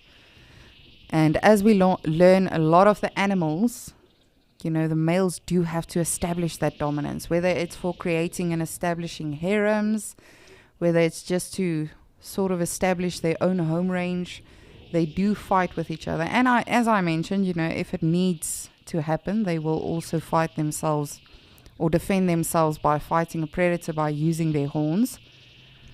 But the actual ridges on the horns is for grip. So when males are in fact sparring, when they're fighting, that is actually for better grip. And as soon as they have that grip, you'll see a lot of the times they use their head, they use all of their body strength to sort of push the other animal away, just like elephants do with their tusks.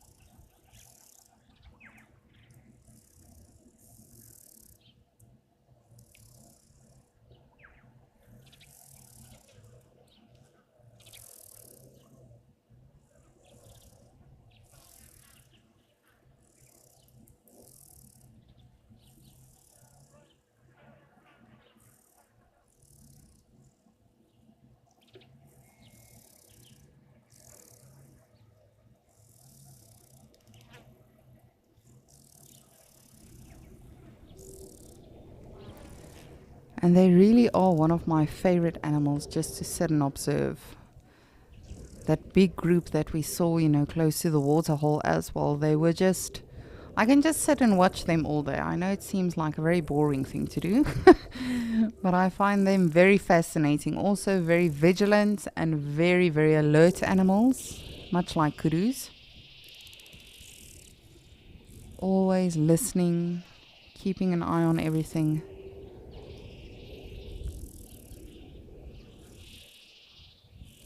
But for me, apart from the scent gland, that they secrete that foul smell and everything, this is not an animal I would want to take down.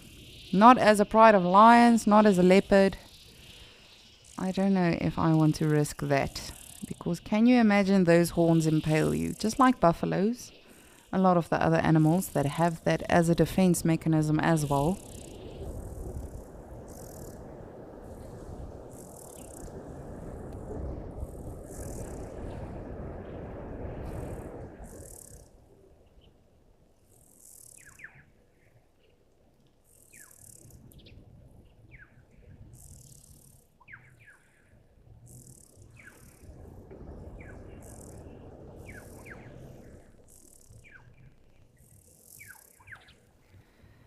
Catherine, good morning. So good to hear from you. I hope you are well. I too love their noses. I have to be honest with you. It's really, I know it's such a cliche thing for us to always say, oh, it's a cute little heart shape and everything. But they really are majestic animals and to photograph as well. Again, it seems like a very plain animal to a lot of people. I know a lot of people are not at all fazed with these animals. Because they are fairly common, specifically in the Greater Kruger and Kruger itself as well. But for me, I can literally watch them for various reasons for hours. The markings on the on the bum, of course, the actual markings on the face, the nose, the horns, the ears, the fluffiness or the shagginess, I should rather say. They really are just so incredible. But as I say, definitely not an animal I would want to take on. Even if I was a part of a big pride of lions or just leopard, anything, this is really not something I think you want to mess with. And just like buffaloes, just like a lot of the other animals, they have defense mechanisms, various. And I would say, in my personal opinion, this is probably one of the most successful antelope species when it comes to evading predators. They can run into water and actually stay in the water for quite some time if they need to given there's no hippo to harass them afterwards, I've unfortunately had more than one sightings of adult and baby waterbuck where unfortunately they do run into the water and get onto a little island to evade the predator, but then they were harassed by hippos. I've had a sighting where unfortunately the calf eventually died, the waterbuck calf, because he got separated from mommy and luckily got onto an island, but there was this hippo in the water. I remember it was still Croc-Dam is the waterhole's name. And unfortunately, this hippo just decided, no, I don't care. You came into my water, you are not leaving my water. The hippo never actually did anything. But yes, unfortunately, the little one eventually starved because it's not getting fed. It's not, nursing at all.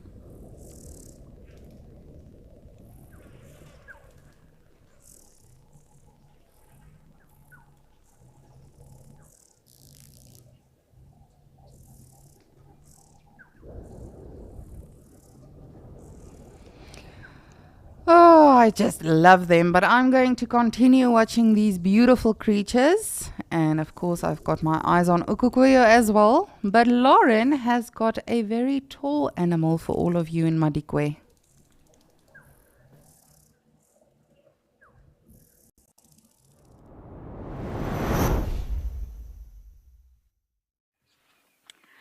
Not an elephant, but another magnificent beast. And it's not the best views we've ever had of a giraffe, but Rian and I have just been watching this boy, and it's really utterly fascinating what he's doing. He's been in this spot for quite some time now, and he's bending right to the ground to really get at something. Now, it doesn't appear to be a bone, so it's not osteophagia. Don't think it's geophagia either, because he's not got red lips. I think he's eating a specific plant. He's going specifically right to the ground for a plant. I can't see from this angle what the plant is, I'm afraid. But it's either A, delicious, or B, medicinal. Or C, both. Maybe it's medicinal and delicious. But see, look, he's going right over, almost to the ground. Wow.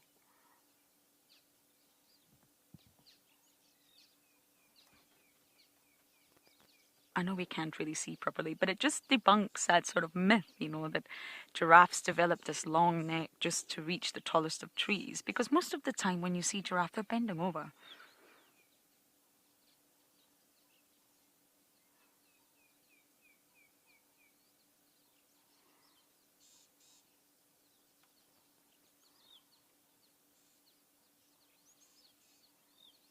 He's really enjoying it. And I get asked this a lot, and I honestly still don't know the answer. And what is it that drives an animal to know that it has to chew on the bones or eat the soil? We know why they're doing it. They need calcium or minerals and salt. But what drives them intrinsically to tell that individual your calcium levels are low? You need more minerals. Or in a medicinal sort of perspective, maybe there's an upset tummy or a toothache. What is it that really drives that individual to perform these habits? And I don't know. Us humans, we take all sorts of supplements. Oh, I'm a bit low. We can check if you're anemic or not. You can go to the doctor and get a blood test. But how do these animals know I need to eat this plant that's going to sort of, got a tummy upset? Or I guess that's more self-explanatory than geophagia and osteophagia. Or is it just routinely done? Is it just every so often you will find the giraffe chews on bones? It's not an intrinsic signal. It's not a sort of awareness. It just is. Every so often they do it, and it just happens to give them calcium. I don't know.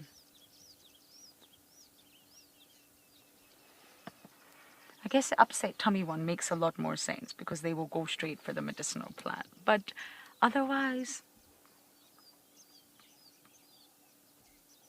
it's tricky. He's really after something in this area. Let's just see if we can get another view.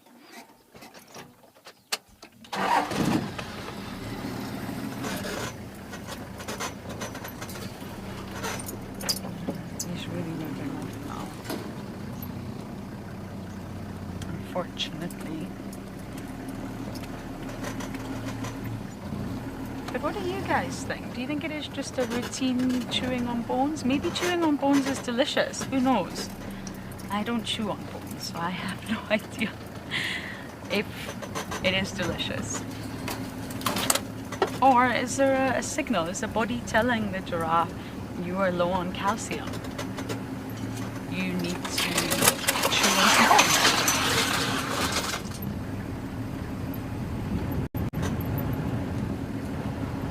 Adam, exactly. That's why Rian and I stopped. It's nice to see the giraffe bend down for something that's not water. And it does just show you most of the time when you see giraffes eating, especially in an area like Madikwe where yes, you get some tall trees, but not like Djuma, not like the Lofal. And most of the time they're bent over. So again, giraffes didn't get these long necks just for food. Because most of the time they're spent bent over. And of course they're equipped for that. They've got the muscles and everything.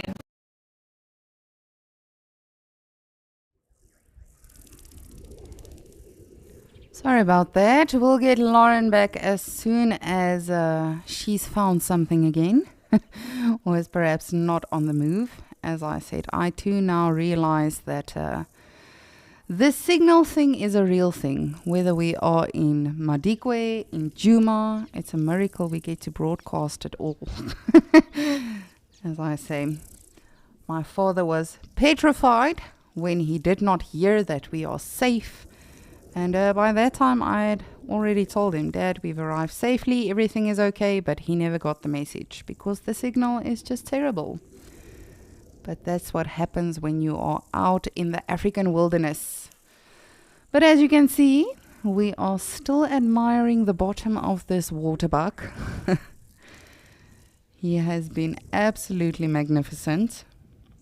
And I've not seen the other two yet. I do promise that there were 3 of them.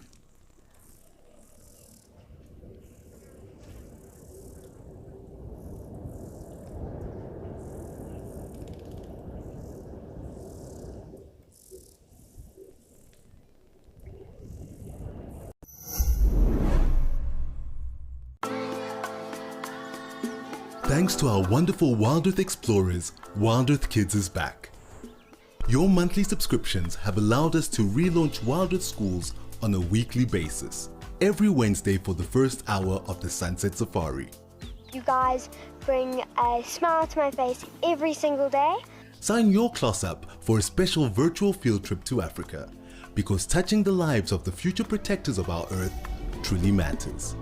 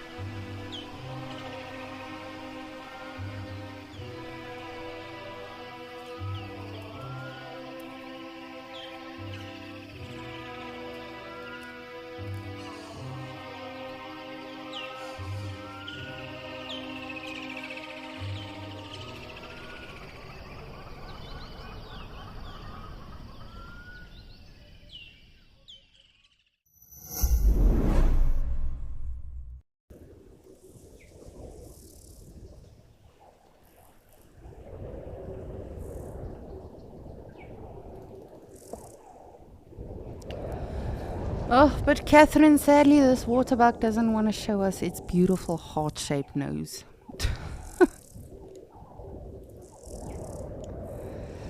But there's actually quite a few animals showing up at Okukoyo, so I think let's head on over there.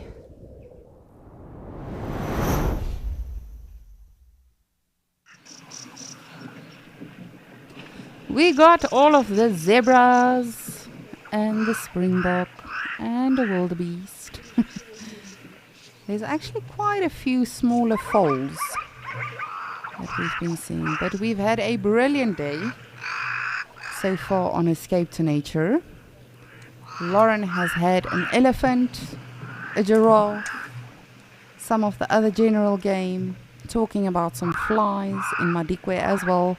And then Andrew and Mpo are also having some fun with landscapes, and they've been teaching us a little bit more about the vegetation and the various facts that we can find about grass and why animals go for certain grass, why certain animals are browsers, why certain animals are mixed feeders. And then we ourselves, we've had one water buck so far in Djuma, and then of course all of these beautiful animals that always come to this waterhole here in Namibia. Zebras, oryxes, springbok. But if you are only joining us now, welcome. We are currently in the lovely Okukoyo, Namibia. And my name is Lisa. I am the waterhole naturalist, keeping an eye on this beautiful waterhole as well as Djuma. And please do get into contact with us or in touch with us. If you have any questions or comments, suggestions, please do let us know. Ooh, feisty are we? But as always, if you are watching on the app or the website, you can just register and that way you can get in touch with us. Otherwise, if you do follow us on YouTube, you can always just subscribe and we can keep you posted with everything happening. From the highlights to the sunset safari, the sunrise safari. It is definitely a big help, especially if you were not able to watch the whole Escape to Nature or the whole safari. My father always says it's a great help. That way you can just quickly catch up with what he missed. And I too, if I've not been here for a few days, I always just check that out, and that way I can quickly just be updated with everything that's happened.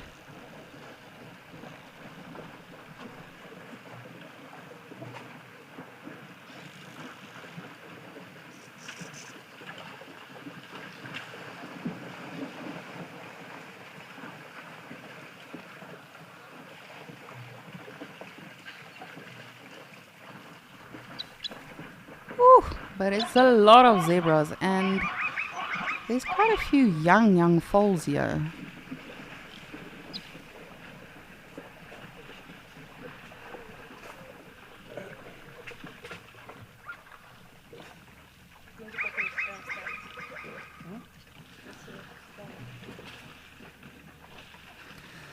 But remember, it is of course Easter weekend. And on Easter Sunday, the 9th of April, on Sunset Safari, we'll be on a mission to find some hidden treasures. So definitely join us for that on Sunday. I think it's going to be a lot of fun. I think the naturalists will have a lot of fun with that, looking for various treasures and things. I always say we never truly become adults. Christmas, Easter, it's always exciting, you know, if there's something that you can find. There's an inner child in all of us. So definitely join us for that on Sunday, Sunset Safari, and that's the 9th of April. And can I just tell you how hectic the roads were yesterday? Literally from 5 p.m. to 8 p.m. last night. The road coming home and the road, you know, going the other way was packed. I think the toll gate we went through, the one toll gate coming from Polokwane, was literally for 2 kilometers backed up. So if you are traveling for Easter, please do travel safe. Arrive alive, do not be hasty, and just take it easy. if you are staying home, have a great staycation. I think I should also have an Easter hunt at home.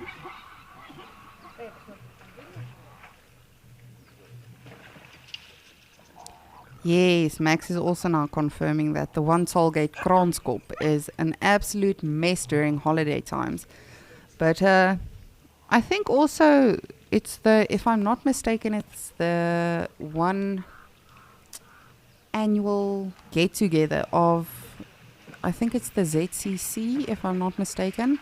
And I know back then it used to happen in Polokwane, so I think a lot of people were traveling for that as well.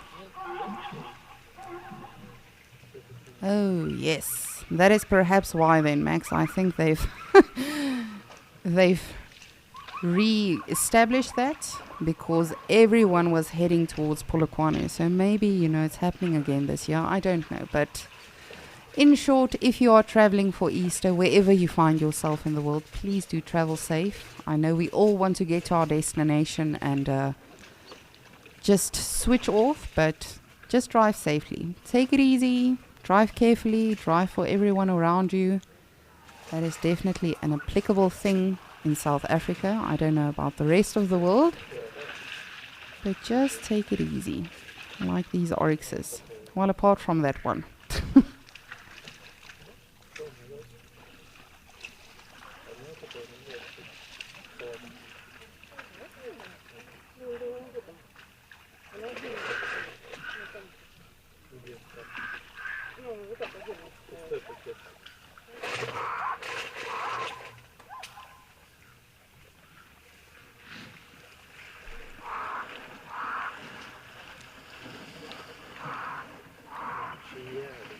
And as always, if you do hear some additional voices, those are just the actual visitors just behind the camera who are visiting Okukoyo, getting to see all of these animals for themselves.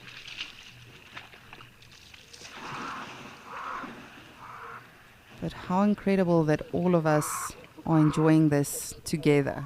The visitors, our viewers, me watching the animals. I think it's such a massive privilege, and we often tend to forget that.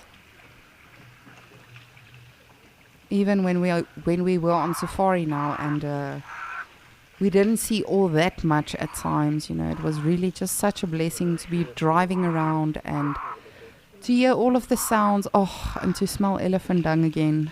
I think my better half thought I'm insane because I literally said to him, that's my favorite smell in the bush. And he was like, okay. I mean, whatever tickles your fancy, it's dung, but alrighty then. It was just so incredible to smell the bush again, to smell the leaves, the soil, the rain.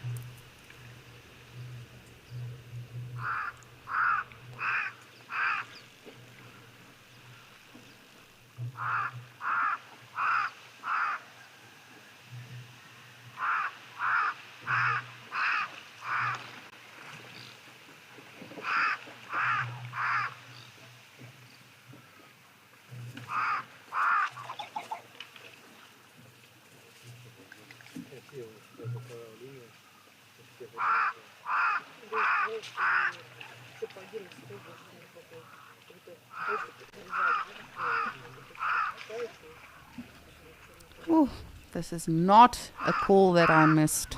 These pied crows.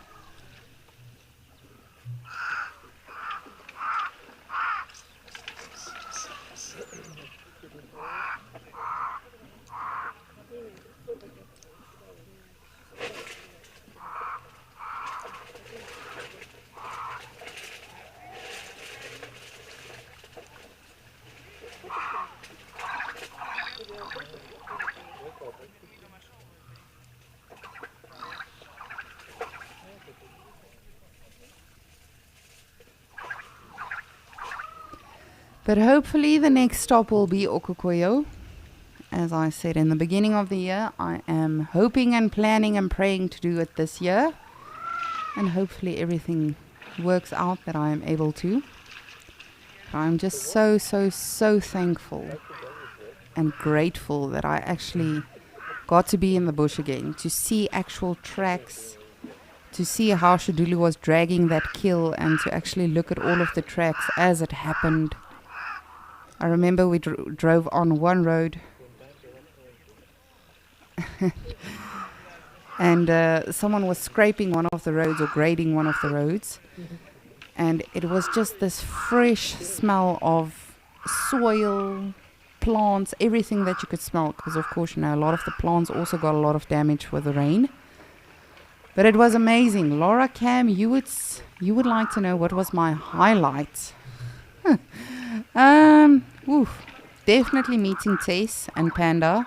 I did get to meet Steve and Gert quickly as well. But then I headed out with Tess and Panda, so that in itself was absolutely incredible. We all just had so much fun, on camera, off camera. We really had I know Viv P commented at one stage saying she would love to be a fly on the wall at a braai that we have. I too would find that very interesting. So definitely meeting Tess and Panda and going out on drive with them and seeing how everything works.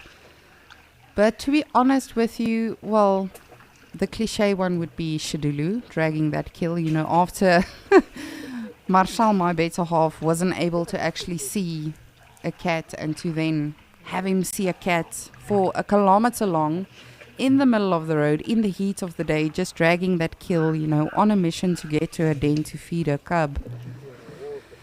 But to be honest with you, Laura, Cam, and thank you so much for asking, I think just being back in the bush, as I say, just smelling everything again, seeing the tracks, sitting in the bush, knowing that anything can happen at any time, literally at my aunt's house especially, because it's, you sit on the porch having coffee and the next thing she's like, hey, and she's chasing away a hyena.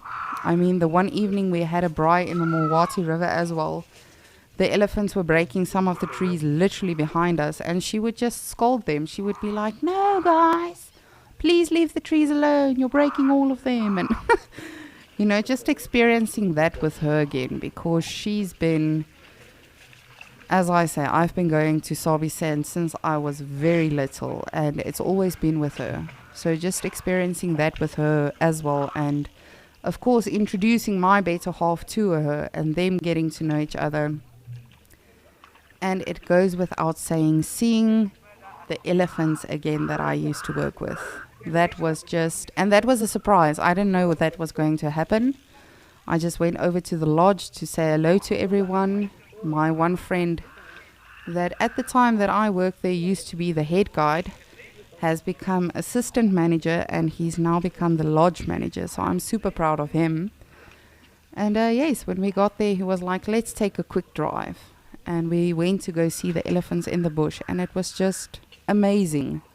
Seeing how big they've become, seeing how well they're doing, how they're thriving, especially the younger elephants, you know, when those elephants were babies, there was a time that we were not sure if they'd pull through, if they'll be all right, if they will survive. And as I say, it's just been an absolute incredible journey for them. They are all doing so well.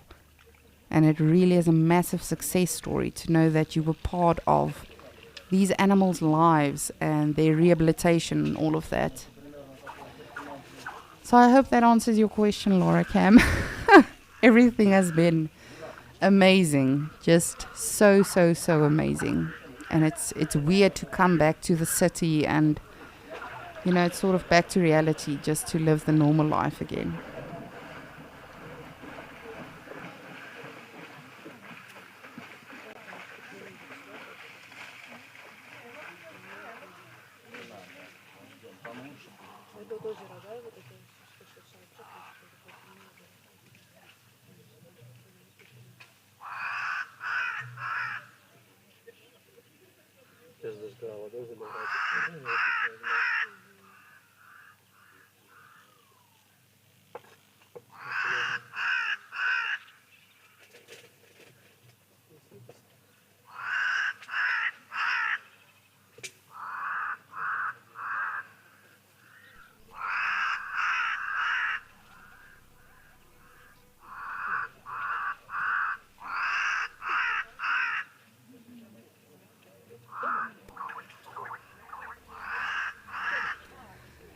Tabitha, good afternoon. I definitely had a brilliant time recharging, and I mean, it's literally been it's been 4 years since I last visited my aunt. So I got a massive scolding for that first when I arrived. But yes, it's just so incredible to know that, you know, that is my second home. I can always go back there, and I definitely will go way sooner this time. But it really is a therapy session.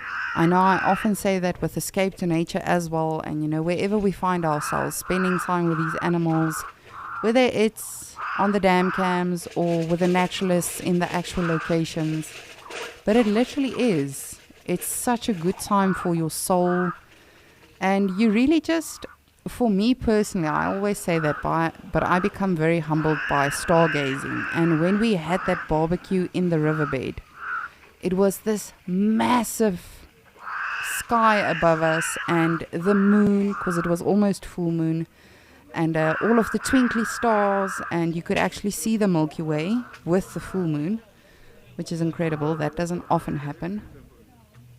But as I sat there, I just realized how irrelevant I am in this universe, and how small I am, and all of us are. You know, we tend to worry about all of these small things and petty things and earthly things, but really, it doesn't matter. That is not why we are here. We are here to, for me personally, I believe that, but I believe that we are here to appreciate and protect all of these animals that we see every single day, to make sure that they are able to exist in 10, 20, 100,000 years. So yes, it was definitely a good time to reflect and to recharge.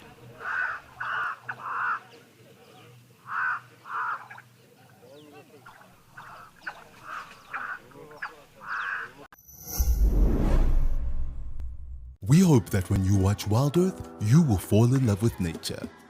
We know that our explorers share a passion for nature and want to make a difference.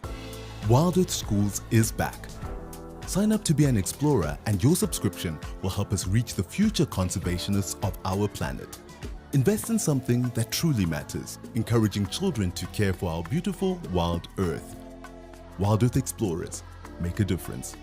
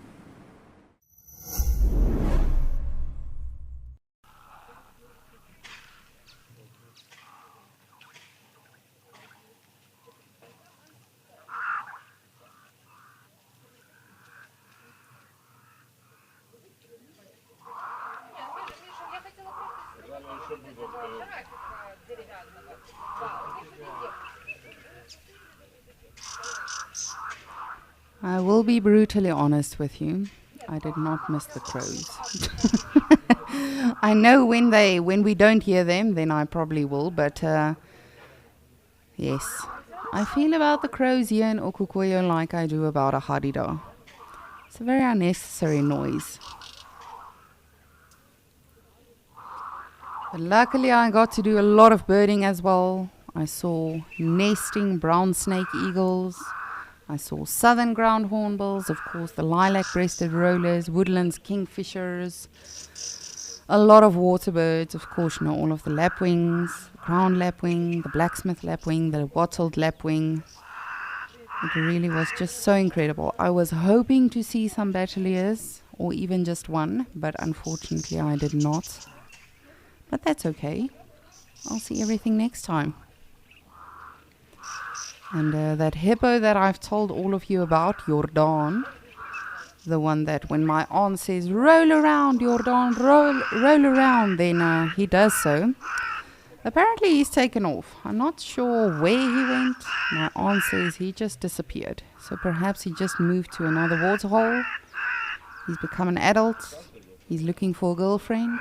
He no longer wants to entertain my aunt. But unfortunately I did not get to see that one. But I got to see a lot of other hippos. Got to see the hippos in Chitwa Dam.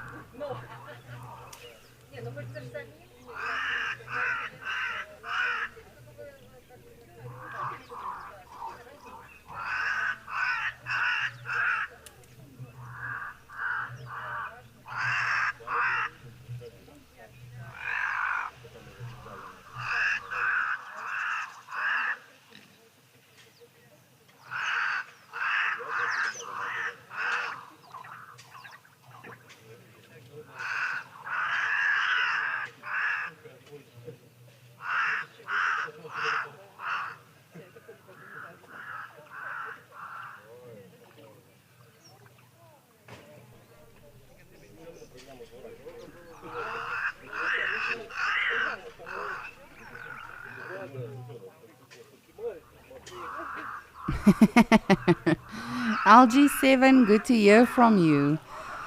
When are we going to record our first song, Tess and I? You know, that girl can sing. I never realized. Of course, we don't sing on on Safari. And yes, our initial song that we wanted to do was Stand By Me. And then we decided, no, but because we also harmonized pretty well on that one. And then she said she can't think of a single Lion King song. And I was like, girl, please, I got you. And I sang to her, Can You Feel the Love Tonight? And then I got to Hakuna Matata and she was like, let's do that. Because I just started singing it. And she sang it. And then we decided we shall do that one for all of you. So... But I have no idea when we'll record our first song. I should definitely talk to her about that. That would not be the worst idea in the world. But she can sing. Believe me. That girl can harmonize. It really was a lot of fun. And Panda was... Panda had the biggest smile on the vehicle. It was the cutest thing to see. As I say, Panda is such a friendly soul. And he's just... a wonderful person. It's always interesting, I think, for all of our viewers, but even for me, I don't get to meet the naturalists and the camera operators because, of course, I am in FC in Rivonia, and to actually put a face to the name was brilliant. And he is just such a chilled out dude.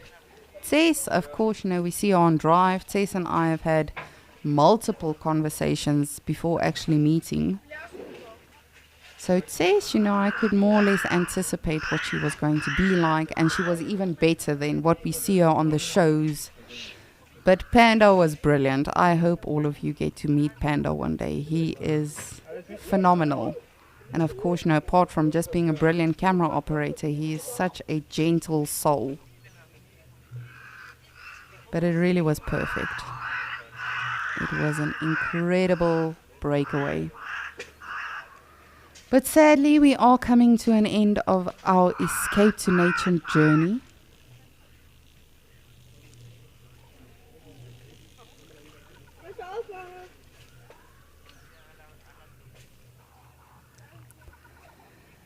And I cannot believe the time is up already.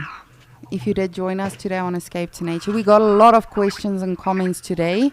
So we apologize if we did not get to yours. We will try again tomorrow, we promise. But as always, thank you for all of our wonderful viewers that are watching. LG7, Michelle, Catherine, Monique, everyone that has just been in touch with us. Jackie Darling, I know you are also watching. Laura Cam, oof, I cannot even thank all of you enough. If I did not mention you, I apologize. But please do know, as always, we appreciate you so, so, so much. And it's wonderful always hearing from you. Please do keep your questions and comments coming for this afternoon's Sunset Safari. And I will be back tomorrow for Escape to Nature, having some more fat conversations with all of you. I'm very excited for that. But again, thank you so much for everything today. Thank you for joining us. And as always, thank you for loving animals as much as we do. I think that to me is the biggest, well, puts the biggest smile on my face, I would say.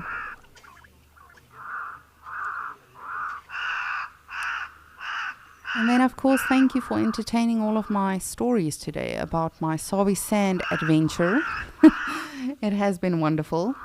I still have to send all of the photos to my family and friends.